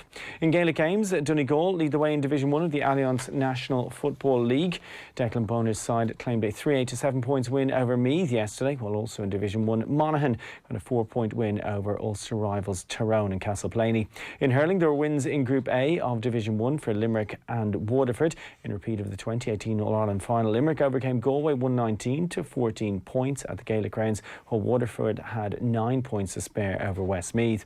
While in Group B, Brian Lowndes Clare had too much for Dave Fitzgerald's Wexford. The Banner were 18 points to 15 winners at Wexford Park, while Kilkenny had a resounding win over Carlow 321 to 9 points, with Dublin getting the better of Laois 418 to 217. A bizarre situation yesterday as well. The Camogie Association say the result of yesterday's Division 1 Group 2 clash between Limerick and Tipperary is being reviewed. Doubts emerged at full time as to whether it finished in a draw or a 1-point win for Tipperary. Match reporters had the game at 10 points to 1-6 win for Tip, while the referee had it a draw 1-7 to 10 points. The association say an update will be provided in due course in that one, so not great in that one. But in rugby as well, the Irish women's team got their Six Nations campaign off to a winning start yesterday. They beat Scotland by 18 points to 14 in Donnybrook. While in the men's tournament, England were beaten 24-17 in Paris, having been 24-0 down to France at one point. First time since 1988, England failed to register a score before half-time in the Six Nations game. Coach Eddie Jones, though, says he wasn't impressed with how they started, but eventually warmed up, albeit too late. We weren't good in the first half and they were very good. I was really pleased with our second half. Yeah, that was a game that could have been quite ugly for us. The crowd was going nuts. They got a bit of a roll on. I thought the response of our players in the second half was absolutely outstanding. And elsewhere in golf, there was the first win in the European Tour since 2014 for Graham McDowell on Sunday. He posted a 4-under par round to finish 12 under at the Saudi International by 2 shots. That win also moves him into the world's top 50 as well. While in horse racing, jockey Jack Kennedy is set to miss the Cheltenham Festival after he broke his leg in a fall at Leopardstown yesterday. He was unseated just half an hour after winning the Grade 1 Irish Gold Cup aboard the Gordon Elliott train Delta work at the Dublin Racing Festival. Terrible luck for Jack. Oh, he knows nothing but bad luck, the poor kid. And it's just, he's only about 4 weeks back from a collarbone injury as well, and he's just had quite a lot of bad luck. Again, a new injury, it's broken femur, so it's never good news, but at least it's not a re-aggravation. Or anything like that. So just talk to us about the Irish Paddy Power Irish Gold Cup, because some hints there for the actual Gold Cup. Well, Delta Work backed up his win at Christmas, so he's now second in the market behind Alboom Photo. Obviously, Alboom Photo, stablemate of Kemboy, who placed yesterday, so good run by Kemboy, but he's really... Delta Work has really solidified the form from Christmas, which looks good. You would think Alboom Photo has the best chance of retaining it now. He's favourite round about 4-1. Next in the market is Delta Work, and then Santini, who actually finished in front of Delta Work last year at the Cheltenham Festival, is next in the market. Fascinating Gold Cup. Was a good weekend's racing though. What about Presenting Percy, right? So I have a theory that this is Presenting Percy's year. Presenting Percy probably ran his best race since he won the RSA, I'd say, yesterday. He travelled into the race pretty well, came there. It was basically a 3-way go coming to the last, and Delta Work outstayed Presenting Percy and Kemboy. Is there much in it at the end? Not much in it, no. And like, you just think he came there absolutely cruising, so there's a chance that perhaps if he could have been held on to a little bit longer, maybe come Cheltenham with a slightly stronger pace, which could happen, he could arrive there cantering as well. But at least this year for Presenting Percy, if he is to have a chance in the Gold Cup, he'll come there hard fit, having had a good race, rather than, you know, a silly warm-up in a Grade 2 over hurdles. Because you remember how hot everybody was for Presenting Percy this time last year. Yeah, it was absolutely. A procession that we were expecting, and then Anyway, I'm still with Santini on my Friday racing show. But I mean, the star of the show yesterday was Faugheen. This was unbelievable. 12 years of age, former champion hurdle winner. He's now 3 out of 3 over fences. I think the last champion hurdle winner to win more than one Grade 1 over fences was Dawn Run in like the early 80s. So it just doesn't happen.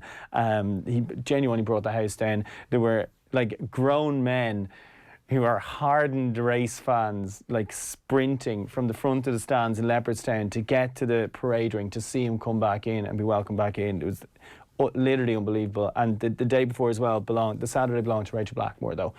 2 Grade 1 winners for her, Honeysuckle and Notebook.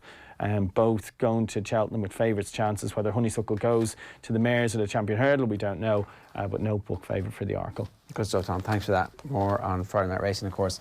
Looking back at the Dublin Racing Festival on Friday afternoons now. Coming off the bench for a difficult second half against Scotland, Robbie Henshaw spoke to our own Will O'Callaghan. We're going back to the rugby here. Have a look. You come in for the second half after Gary picked up the injury. Was it a difficult second half to get into? There was a lot of stop and starting in that second half. Yeah, I think the whole game was a bit stop-starty. A lot of kind of moments there where it kind of calmed down. So yeah, it was difficult enough to, I suppose, try and impose yourself on it. But it was just kind of that type of game. But when we got the ball and held the ball, I think we were doing well. And when Scotland held the ball, they were gaining yards as well. They were tough to defend, you know. A lot of talk about these midfield combinations, but you enjoy playing with your old mate Bundy again? Yeah, it was good to get 40 minutes there.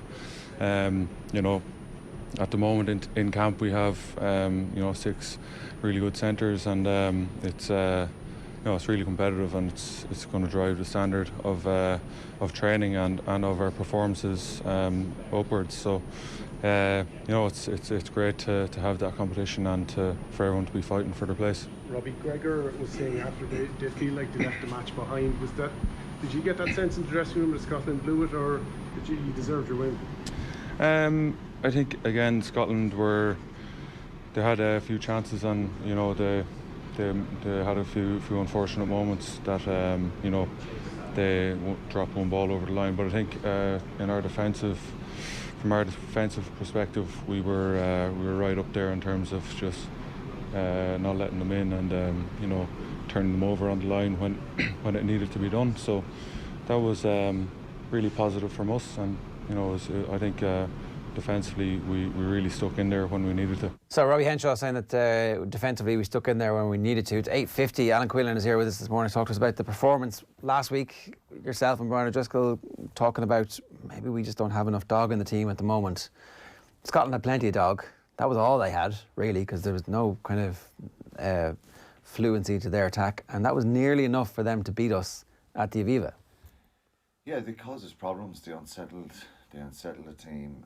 There's no doubt about that. And I just thought the dog isn't about giving away penalties or doing stupid things or bad discipline. It's just being a little bit ruthless. Winning scrums, line up mauls. I always thought, and it's a really important part of the game, where you maul a team backwards, and you it's a psychological blow as well. And we'd one really good maul in the first half. Or was it the start of the second half where we went 10-15 yards and then we stopped, and they stopped it. But the one that Peter O'Mahony wins at the tail of the line out in the second half, the middle of the second half, great throw, win it clean. Hamish Watson comes away with the ball, he turns it over, he kind of crept in, and it's just been a little bit ruthless in moments like that. So physically Scotland were really up for this, and their emotion was through the roof, and that's understandable given that what happened at the World Cup. We were both there. You saw how passive Scotland were. It was embarrassing from a Scottish point of view at that World Cup. It made Ireland look really so much better, but I think overall at the weekend they brought an aggression and intensity and just unsettled Ireland.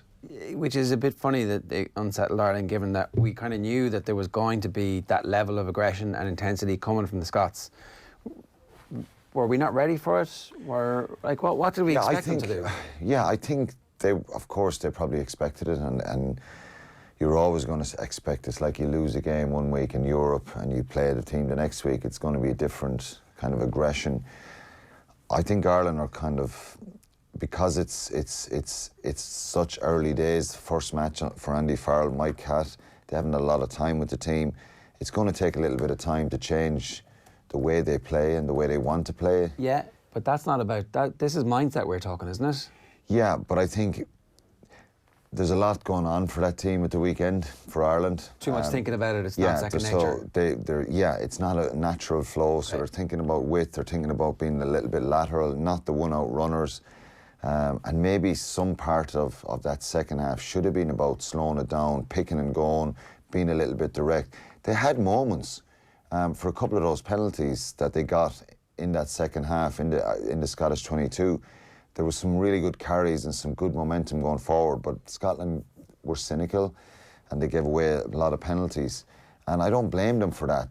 They just kind of crossed the line a few times. Ritchie and Watson gave away 2 penalties there kind of in succession. And maybe if they'd had a yellow card, the game gets completely, it felt like they had... They possibly could have had one. I said when Sam Johnson blocked Andrew Conway in commentary. Cynical.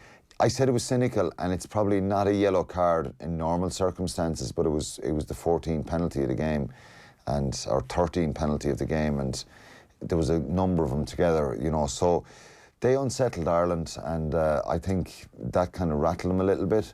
But the concerns for me would be that forward dominance and that maul and stuff, and we just turned the ball over a couple of times in that 22 where we weren't ruthless enough. So we were concerned that we didn't have enough dog in the pack. Had they done anything last week to show that we do have enough dog in the pack? On Saturday? Yeah. You're still concerned? Yeah, I'm still a little bit concerned. It's maybe not individuals doing anything stupid. Like I said, I need to clarify that, but it's just a bit of a ruthlessness, an aggression together, an innate pack, you know, winning a big scrum, driving the opposition off it. They had moments and they defended really well. That's the big positive in the game. So I just think they need to be a bit more aggressive in what they're doing. And Scotland brought a high level of aggression and intensity. Josh van der Fleer put out a tweet, I just saw it yesterday, that was one of the hardest games he ever played from a physical point of view. And credit to Scotland for that. Maybe we shouldn't, and I'm probably guilty of this as well, I knew they'd bring that level of want and dog and fight, but I just didn't think how it would be sustainable for so long. But Ireland could never kind of stretch away, pull away from them. And so it was a really strange second half, to be honest. So you thought it was a good defensive performance? Because Sheahan Horgan had a few question marks about that earlier on, about the Ireland defence. In what way? What did he say? Well, like, I mean, we've got Andy Farrell coming in, obviously, from a head coach perspective, and that, like, you see, we give up an opportunity for Scotland to essentially level the game. It could possibly have been a draw had they got that. Like, we're still in the... And look, that was probably not a great decision by Andrew Conway to come in off the wing. There was numbers coming across. No, look, so that's an individual that was just an individual error. I think maybe where Shane is talking about, and where I would say the defence wasn't perfect, far from it. Particularly early in the game, we were a little bit lateral and slow off the line, and we soaked a lot of tackles. You know, that period right at the start where they were over and back, someone needed to smash someone there and really have a big impact. And there was a couple of times in the game where we were a little bit slow off the line. But to hang on and defend the way they did, they can take something out of that. So that, for me, is a positive. Stander's big turnover. We kicked the penalty to touch, and then the line-out is an overthrow or a misguided or a timing issue, and we invite Scotland back. So it's just where they need to get to. There's a number of things that need to be fixed and they need to get better at. I think they will get better for Wales next week, so there's probably a pessimistic view of it. And Wales hammered us the last time we played. Obviously, there was a World Cup warm-up, but sorry, in the Six Nations, Wales absolutely blitzed us last year. Cardiff, it finishes 24-7, but like you know, we were lucky to get 7. They absolutely killed us. Like, so we should have what Scotland had in terms of that edge. They took our manhood the last time. Yeah, that edge that's needed, yeah, for sure. And you know, we can. It's hard to judge this team. You can't. It's not fair on the players themselves to judge them after one game. It should have been a lot better and could have been a lot better, but it's understandable that Scotland really made it frustrating for Ireland and played really well, and it's been disrespectful. I didn't really know how Scotland would play and react with 10 changes in the team from their last game at the World Cup, but those changes made a big difference to them. I thought their back row was outstanding as a unit, and they were the ones who were stuck in everything, counter-rucking. Fagerson, a tight head, was really good. He gave Cian Healy a tough time. So that reaction, we probably need that, yeah, for sure, against Wales on Saturday, because you can imagine we have a negative reaction to a 7-point win. I understand the reaction, and I'm not defending that reaction or knocking that reaction. We lose on Saturday, it's going to be a bad start for Ireland, and it'll be far more negative. Yeah. And that's the expectation that's there for this team at the moment. Sometimes I'm guilty of it myself. Maybe we shouldn't have the expectation shouldn't be as high, but sometimes we base that on the fact that Leinster, the vast majority of the players are Leinster, and they don't have those kind of problems in Europe that we seem to have with Ireland. I think it's a reasonable expectation, as you say, to look at the form club side in Europe, which makes up the backbone of this team. Back-to-back home games. If I was a player there, I'd rather have that expectation, because, you know, it's a pressure that hopefully will drive them on, but they need to get a lot better. You were at the France-England game, and the physicality and the level of physicality in that game, particularly from France in the first half. And in fairness, England, when they got back into the game in the second half, they were smashing people. We didn't have that same phicality, it seemed. It seemed like there was a step up in quality. Yeah, it was a different... I know you can't compare games because they're different games, but like... So if Ireland plays Scotland, England and France, which they will have to do, they need to be... But sometimes it is a kind of an internal ignition that needs to ramp up a couple of levels when you play against the bigger, more powerful teams, and you have that fear factor.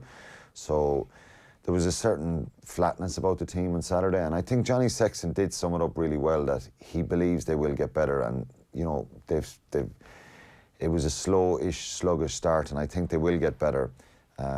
I spoke to Sean Edwards yesterday, and I think he's done a remarkable job to get France organised. So here's the thing: he's done that quickly, like at the blink of an eye. Well, defence is a little bit easier than attack. Okay. It is. Yeah, no, it is. So I think. If he's getting all that credit, there has to be a similar. Yeah, but you know what? From our defence wasn't. When you play France, and if you look back at France's results in the last number of years in matches, they can be sensational. Even against the All Blacks in a tour about 2 years ago, they were at times they have moments where they look like they can be brilliant. We know they can do that, but they totally get disjointed defensively when pressure comes on or when they get a little bit tired. Go back to the opening game last year in the Six Nations. France are 16-0 up on Wales, playing brilliant. We think, wow, they're back. This is what all the neutrals want. See France throwing the ball around. They were shocking in the second half.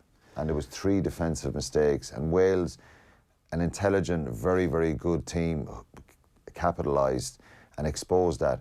And it's about work rate. And, you know, when the ball goes to this side of the field, what am I doing? Am I working to get back in the line? Am I hunting on the inside? And they're the kind of things that create, if you're not, there's space and opportunities come after a number of phases. But after a number of phases yesterday, there was a blue jersey inside, an exposed defender. The scramble was brilliant. They made tackles. Aldred, Bernard LaRue, Kroos, they were sensational. They were absolutely just making a tackle back on their feet and getting off the line really well. So that's a difference from France. And I'd say he's just done nothing but work on that. Yeah, that's an attitude thing as well. And it's a fitness thing as well with them, you know, a mentality as well for the French. So it's bad news for the rest of the world if Sean Edwards, after one game, can do that with France, because great for the game of rugby. It is, yeah. That was exciting to watch. They always have that natural talent and flair. But England, realistically, are a different team without the Vunipolos. Manu Tuilagi goes off. Yeah. Anthony Watson is missing. It's funny how one-dimensional England are. Like, they're utterly reliant on these players. Yeah, but I saw stuff from them yesterday that France really unsettled them and frustrated them and stopped them from playing and just got in their faces. Like, Owen Farrell dropped the ball twice in the space of 2 minutes, which uncharacteristic stuff like that. People often trying to find an explanation why, but it's pressure from the opposition. And France were brilliant yesterday, but there was moments in the second half where you could see England are crisp in their attack, their lines of running are really good when they got on the front foot. But Eddie Jones picked the wrong team. Yeah, he had a second row at six, an open side at number 8. Charlie Ewells, who's a decent player, but Cruz is sitting on the bench. You know, it's not. He got it wrong, and. If you've picked the wrong team and you've got it wrong, as you say, it's fairly bold then to come out and say we're going to bully you and we want to be the best team in the world. If there's some risk about your team selection. There's a risk, and he took a risk in trying to make some change and get some, like George Furbank at full back, and to make those couple of changes to see if he can do it without Mako Vunipola and Billy Vunipola. Billy Vunipola's injured. Mako Vunipola just wasn't selected in the 23, which is strange, you know, but. Yeah, it's a poor start for them, and one that, you know, he talks a lot before the games, Eddie Jones, but he took a calculated risk in talking up his team and about bringing a brutality that France wouldn't be able to cope with. Can we go back to the Ireland situation? Larmour played well anytime he got the ball. We're not getting him the ball enough. Is that back three, is the balance of that back three right at the moment, do you think? I don't know. I think there seemed to be a little bit of a disconnect in just them hunting together in attack and the options. Larmour's, you know, there was a couple of attacks in the first half where he gets in the wider channel and he looks so dangerous. So you want to try and get him the ball a lot more. But again, it was off scraps, and it was very noticeable to me, Ger, that any time the ball was kicked up, and it's probably a similar thing with Stuart Hogg because he's so dangerous, he wants to look and see where he's going first. The Scottish enthusiasm to get up and try and close down his space. A couple of times he had to run back and kind of go into contact and duck down. But they can get better. I thought Jacob Stockdale showed a few glimpses, but again, some of the box kicks that were there to be challenged in the air, he didn't get through the air, you know. So, are you saying Larmour should start the next game on the wing? I'm not sure. My team that I picked the week before was Addison at full-back and Larmour and Conway. Would you stick with that now, or would you come back? No, I don't. You know, I think it'll stay the same. I might change and go back to that, because I just think Addison's such a wonderful footballer and he brings people in. His distribution is probably better than all three of them, and his ability to just find other players around him, whereas Larmour runs a lot and is so dangerous when he's the one getting the final pass. But there's a lot of pace there, and you know, I think the attack and everything will get better this There's week. a case for Addison coming into the team if Ringrose is gone. We think Ringrose is gone. He's gone for an X-ray. Yeah. So let's say he's gone. Suddenly we have two centres who aren't known for their distribution.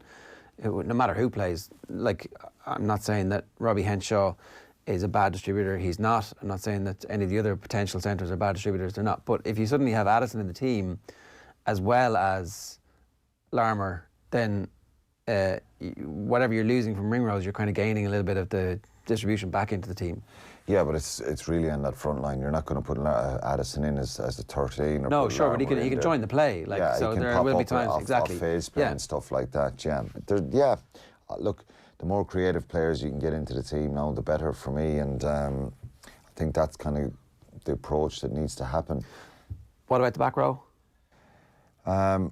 Yeah, it was very unfortunate for Caelan Doris. Obviously, CJ Stander had to move to number 8, and he was probably, you know, the best player in the field. And I think he was more prominent with his carries in the first half, but it made a lot of tackles in the second half when Ireland didn't have a lot of ball and they were in the wrong end of the field. Peter O'Mahony did well, wasn't stand out in the second half with carries. He made some good interventions around the breakdown, but you know, I still think that there's an argument to Max Deegan might still be an option to come in there, or you know, be on the bench at least this week to put pressure on. But I suspect that because it's Wales and because it's Tipperick and these guys, Alan Wynne-Jones, that maybe that bit of experience will be selected in Stander and O'Mahony. They both played well, so that's the reality of it. So there was a reaction. I think O'Mahony obviously wouldn't be happy with being on the bench, so I think the back row will probably be the same. Josh van der Fleer was really good as well.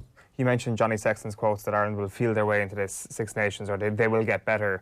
It's sort of reminiscent of some of the comments we were reading from the Irish camp 12 months ago after the hammering against England. Things didn't get better on that occasion. What gives you hope that they will get better on this time? I just think that because the way they're trying to play and do it a little bit differently, I think that they jumped the gun a little bit on Saturday and tried to do it a little bit too often and probably made it a little bit difficult for themselves.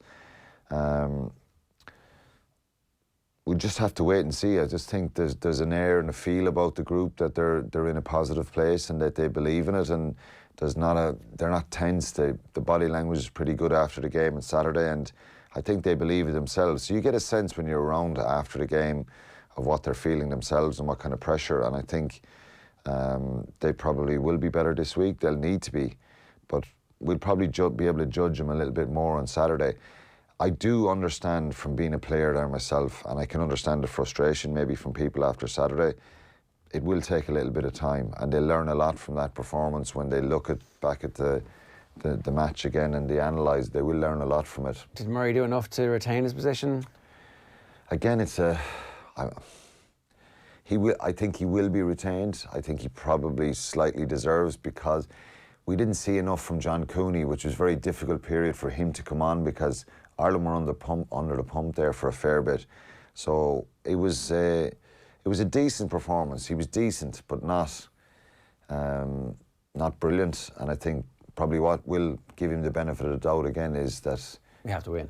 Well, Cooney didn't probably get enough of opportunity to attack himself. Like so if he comes on and has those 20 minutes and he makes line breaks and Ireland score a try or two, he's in. Yeah. You know, so it's still where it was, I think.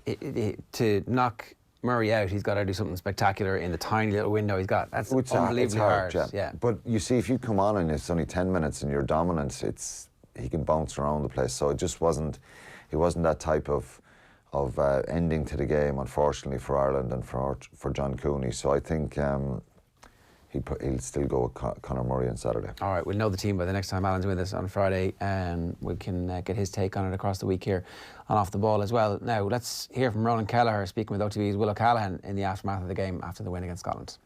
I suppose the tricky time to come on, it was very stop-start in that second half when you did get on. Yeah, absolutely.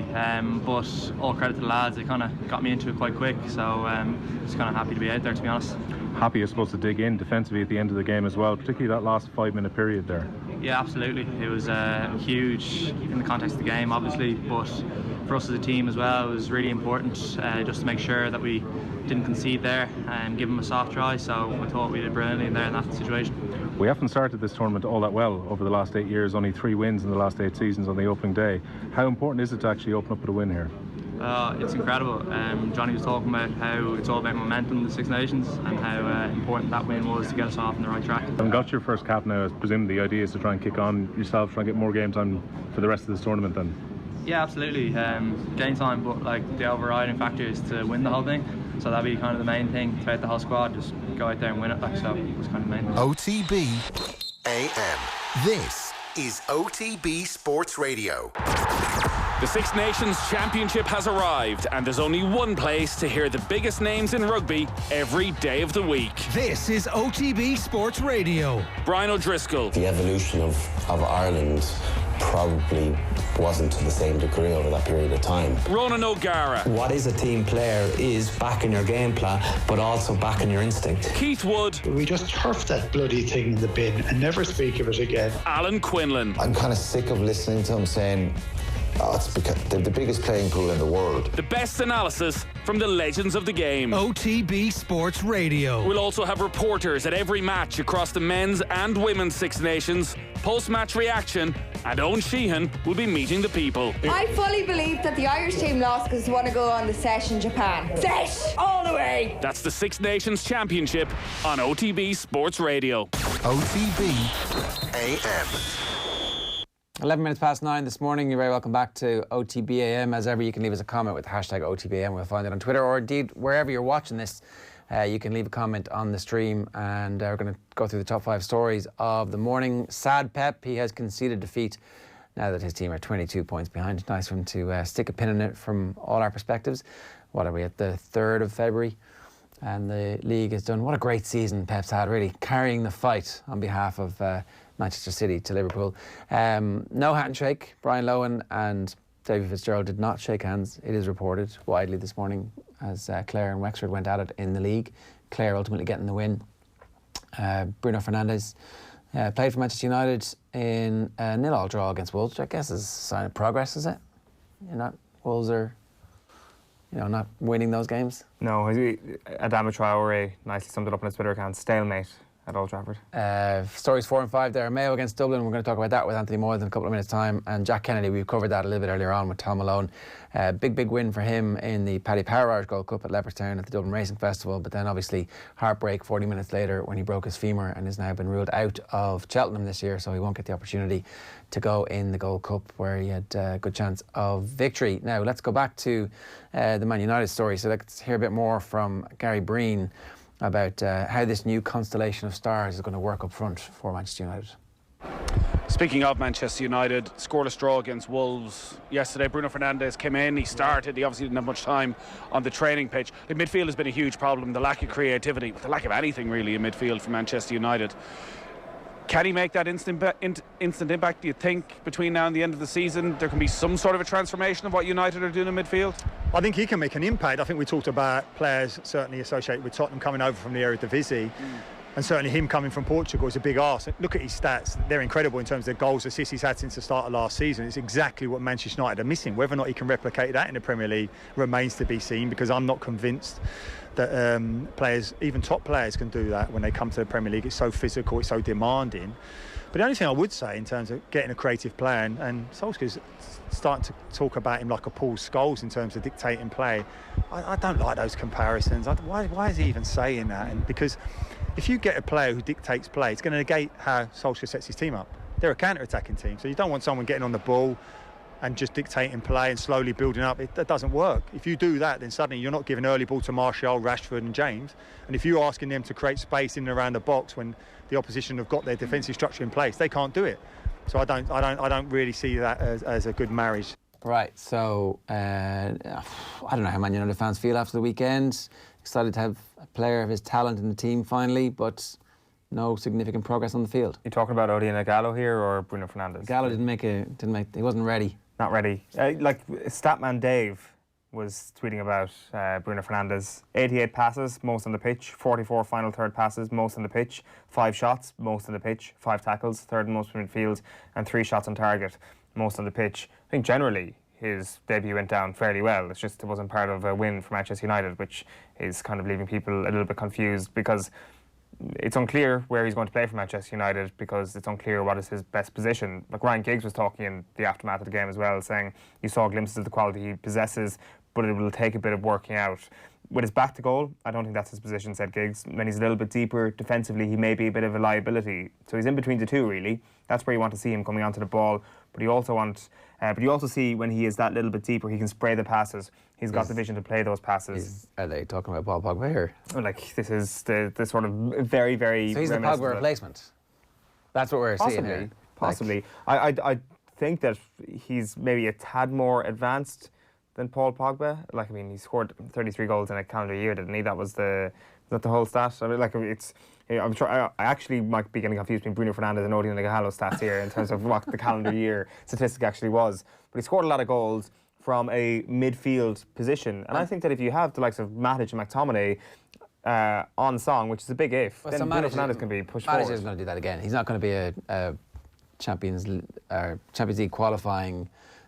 He's a squad player. Well, the question is, like, at the weekend is Pereira and Fred.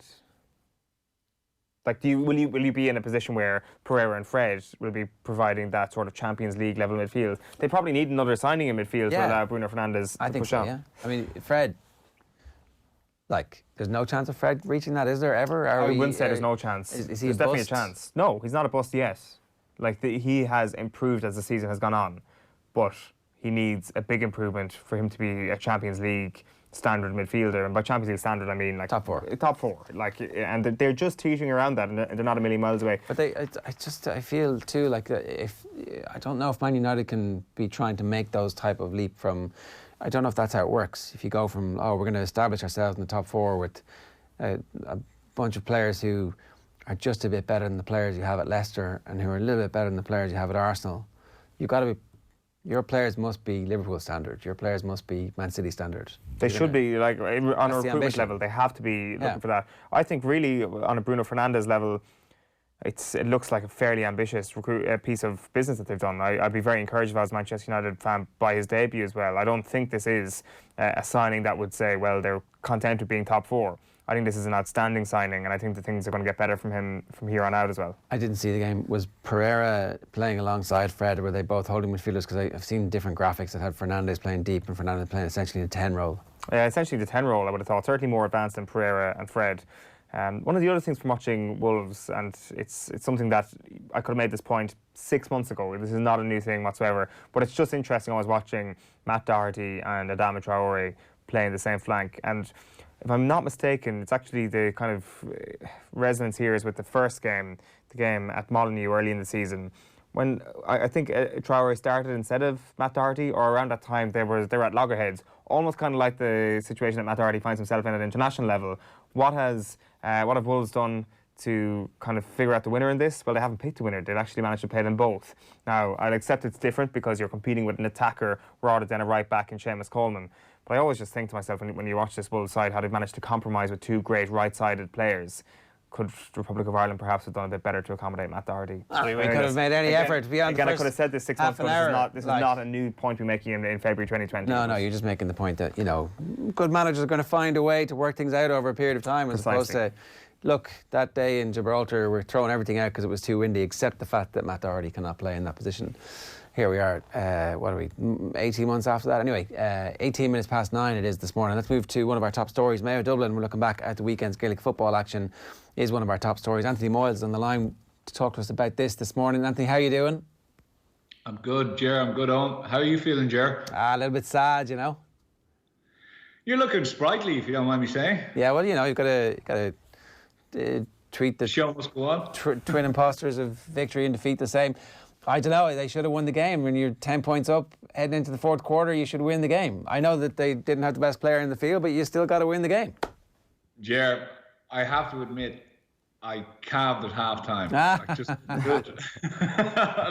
I'd like to try and spoof you here, but no, I'm gonna enjoy it. Obviously, I've seen the result, which I couldn't avoid, but first half was excellent. But I just couldn't do it. The eyes were gone at half-time. Just keep it. The halftime entertainment didn't help. Well, from one aspect maybe, but my bed was calling me. Right. Okay. We'll leave that bit there. Just keep an eye out for Quan Alexander missing the Patrick Mahomes interception that would have sealed the game. That's the turning point as far as I'm concerned. Anyway, you definitely saw the Mayo Dublin game. What we're interested in here is we've been talking about the fact that 2012. This is the last time that Mayo beat Dublin in any competition, and whether or not they needed to get one from a psychological perspective. It's not about laying down a marker, it's just about making sure that next time you come up against them, you have some faith that you're actually going to be able to win that game. What did Mayo take from the defeat against Dublin? What can they take from a game like that? I would say very, very little. It's strange. I think they kind of had that mindset, all right, where they were trying to think about, okay, let's lay down a marker, let's get physical, let's kind of get into their face. Aidan O'Shea kicks the very first score and he starts kind of trying to G up the crowd and G up his players. And there's a bit of kind of, we're going to bring it, we're going to make this a war. But, as soon as the sending off happened, that was it. The game was done and dusted. You could see Horan's frustration on the sideline. There was a moment where he's standing beside MacDonald and he's just kind of rubbing his head, and you could see him, and MacDonald is obviously having a few consoling words to him. But I'd say they were quite disappointed. They were quite disappointed that really they didn't lay a glove on Dublin then after that. Dublin controlled the game. They brought lots of subs in. They had guys who, started this week who didn't start last week. They rotated their squad. And they looked very comfortable, Ger, to be honest with you. So I think it's just one where he says, okay, maybe we got the mood wrong going into it. We just draw a line under it. And they have a massive game coming up, as much as Meath have a massive game coming up, because that could be, potential relegation battle, in the next day out. Yeah, I guess the way you could put a positive spin on a fixture like this for Mayo is that they will always have to accept that they will not have the depth that a team like Dublin has, and that come the league, come the situation where you'll have injuries or players just finding their way back into form, Dublin will always be able to put out a better starting 15. They've just got to keep their fingers crossed to keep everybody fit, because they haven't had everybody fit, but they have got to keep their fingers crossed that they have everyone available for the summer, and that is the only way that they can contend with this Dublin team, when they have everybody available, because 15 on 15 with the starting teams, the gap perhaps isn't as big as we saw on Saturday night. Is that too positive a spin on it for Mayo? No, I think there's definitely that on. If you look over the last number of years, lads, the Mayo haven't done that great at the start. They've always kind of been in this similar type of boat. They've a lot of fellas probably working in Dublin. I know a good few of them work and live in Dublin. So you've got all of that where they're training up here now during the league. So you've got that, disconnection, shall we say, between, fellas being able to train together week in, week out at this time of the year relative to when obviously championship comes. So there's always a bit of a slow start to them, but then they always really kind of kick in those last 2 games in the league, 2 to 3 games in the league. And that generally kind of keeps them right. And then they come in, as you say, on into the championship with all guns blazing and with all the fellas back. They're probably, their biggest concern is that they look down the road, they're probably looking at Galway, and they're probably saying to themselves, wow, when we talk about strength and depth, have Galway surpassed them, especially when you think that their performance on Saturday was without the Corofin players. So you're probably saying to themselves, Look, I know Horan's not going to panic. He's not that type of guy. You know him well, Ger. He's not going to panic. He's going to, methodically look at this. He's drawing to blood. Even if he gets one or two guys that are kind of an additional bonus to him throughout the league, he'll see that as a massive positive. Sometimes, you flip the coin. Desi Farrell looks and he kind of goes, well, all of the same guys are going well. So how do I unearth one guy or two guys which we spoke about last week that can really step up? The young lad O'Brien was in, I think it's from Kilmacud, and did pretty well. But it's a trickier thing for him, because you need a fella then to stand out amongst all of the quality that they have and really stand out.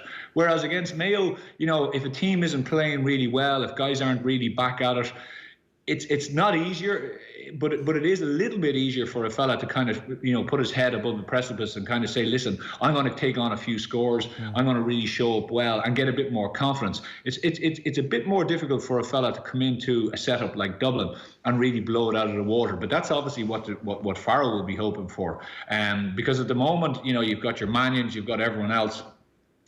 So look, I don't think Horan will worry too much. He's definitely not going to panic. But the sending off, I thought was harsh. I really did. I thought it was high, but I thought it was harsh. And as I say, it killed the game. Kilkenny just took over then. They just played keep ball. They moved the ball lateral, left to right. They looked for punching holes, and they just did it so professionally and so well. You've touched on the Mayo-Galway rivalry there, which I think is going to become a key component of the summer if we are going to see a bolter in the championship, because they're on opposite sides of the Connacht championship draw.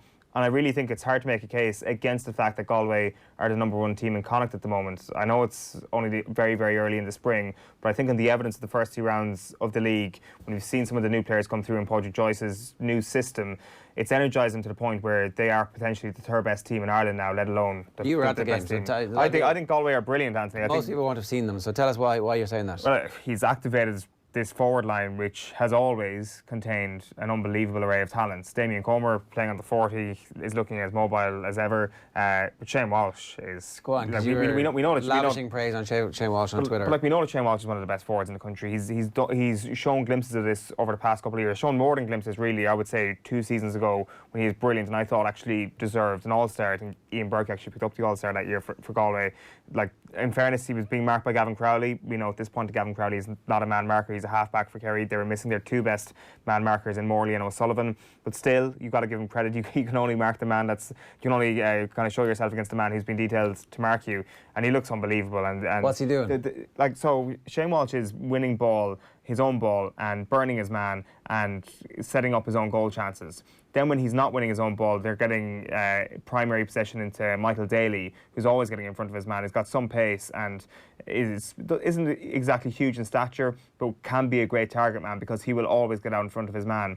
The thing that Galway haven't lost is the positives of the Kevin Walsh thing, which is very, very strong defence and tackling, and a bit of the dark arts about them, which Kerry have, which Dublin have, which all the best teams need to have. So he's taken the great stuff from Kevin Walsh and applied it to the current Galway setup, but just allowing a bit more freedom in the forwards. I think they're a real threat, Anthony, and I think your point about them potentially being the best team in Connacht is probably correct.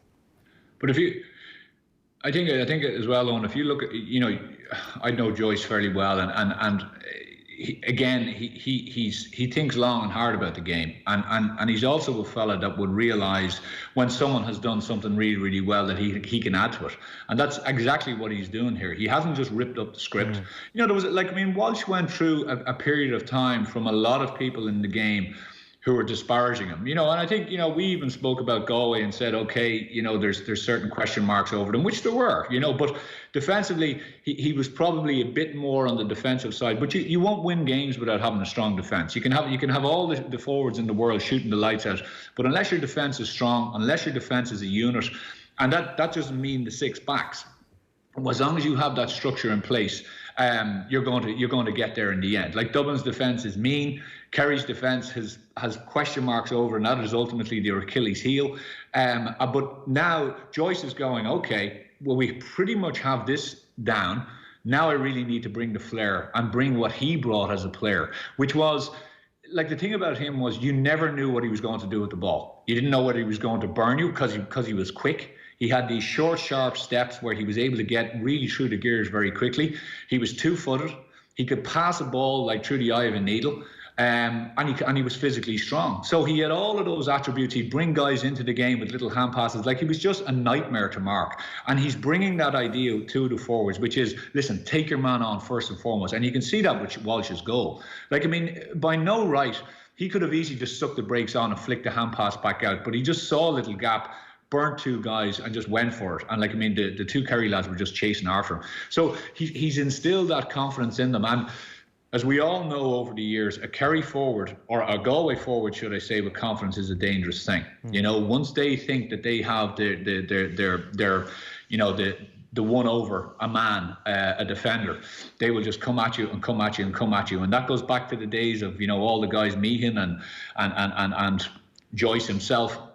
And they have got some serious players now, and they are a massive threat. I really do think so. Now, look, it's early in the league. They will be tested. Of course they will, you know, but he's building it very, very nicely. And for a guy who's obviously taken over the job, what do you want to do? You want to get that confidence into the squad early, and he certainly has done that.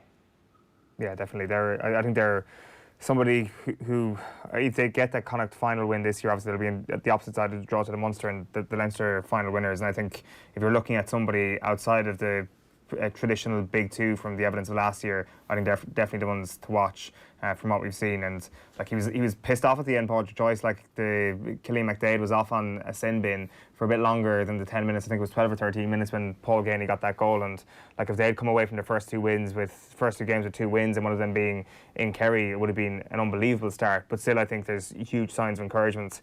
I'm not sure, did you see or hear much about your own boys at the weekend? I think it was a couple of goals. Did him in, Anthony, by Donegal?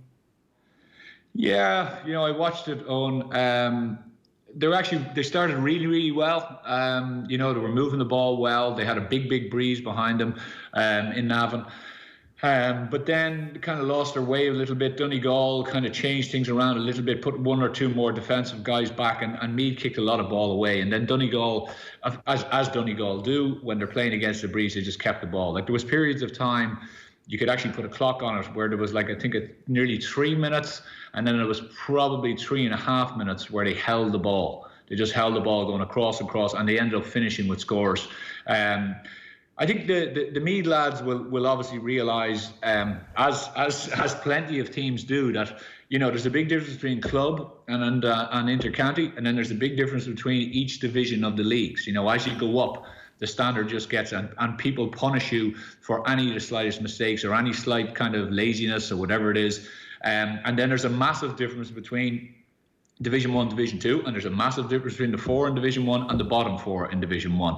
And, you know, they came up against a team who are seasoned campaigners, who have some excellent footballers, some, you know, player of the year footballers in Murphy and McHugh and these guys who are able to just control the game. And once they get their nose out front, like, I mean, they just essentially killed the game. Second half, they could just, again, they just shore things up. Meath were then playing against the breeze, trying to punch holes in their defence. They just didn't have it. And then Donegal would break, and they were able to kick long-range scores and really, you know, just stretch their lead. So it's a learning curve for the Meath lads. A lot of new fellas in there as well, even this year. I feel sorry for Andy, because he has a lot of guys who would be in his inside forward line who could be target men where you kick the ball, and he just hasn't had them from injuries. They've been absolutely riddled with injuries, which is really tough when you're coming into, obviously, Division 1. And the goalkeeping situation, I think they've had 11 goalkeepers in the last number of years. And, you know, Marcus Brennan was in goals, who actually was the goalkeeping coach up to this point. So, you know, that's he did a good job, you know, saved a great penalty, but you know, it's just a bit of a crisis. I think 15 or 20 years ago, we definitely should have been thinking ahead and trying to develop some goalies. Anthony, good stuff. Thanks a million for joining us this morning. Cheers. No bother, lads. Anthony Moyles giving us some thoughts on the weekend's Gaelic football action. So Galway on one side of the Super 8s and Dublin and Kerry on the other. Galway and Donegal/Tyrone.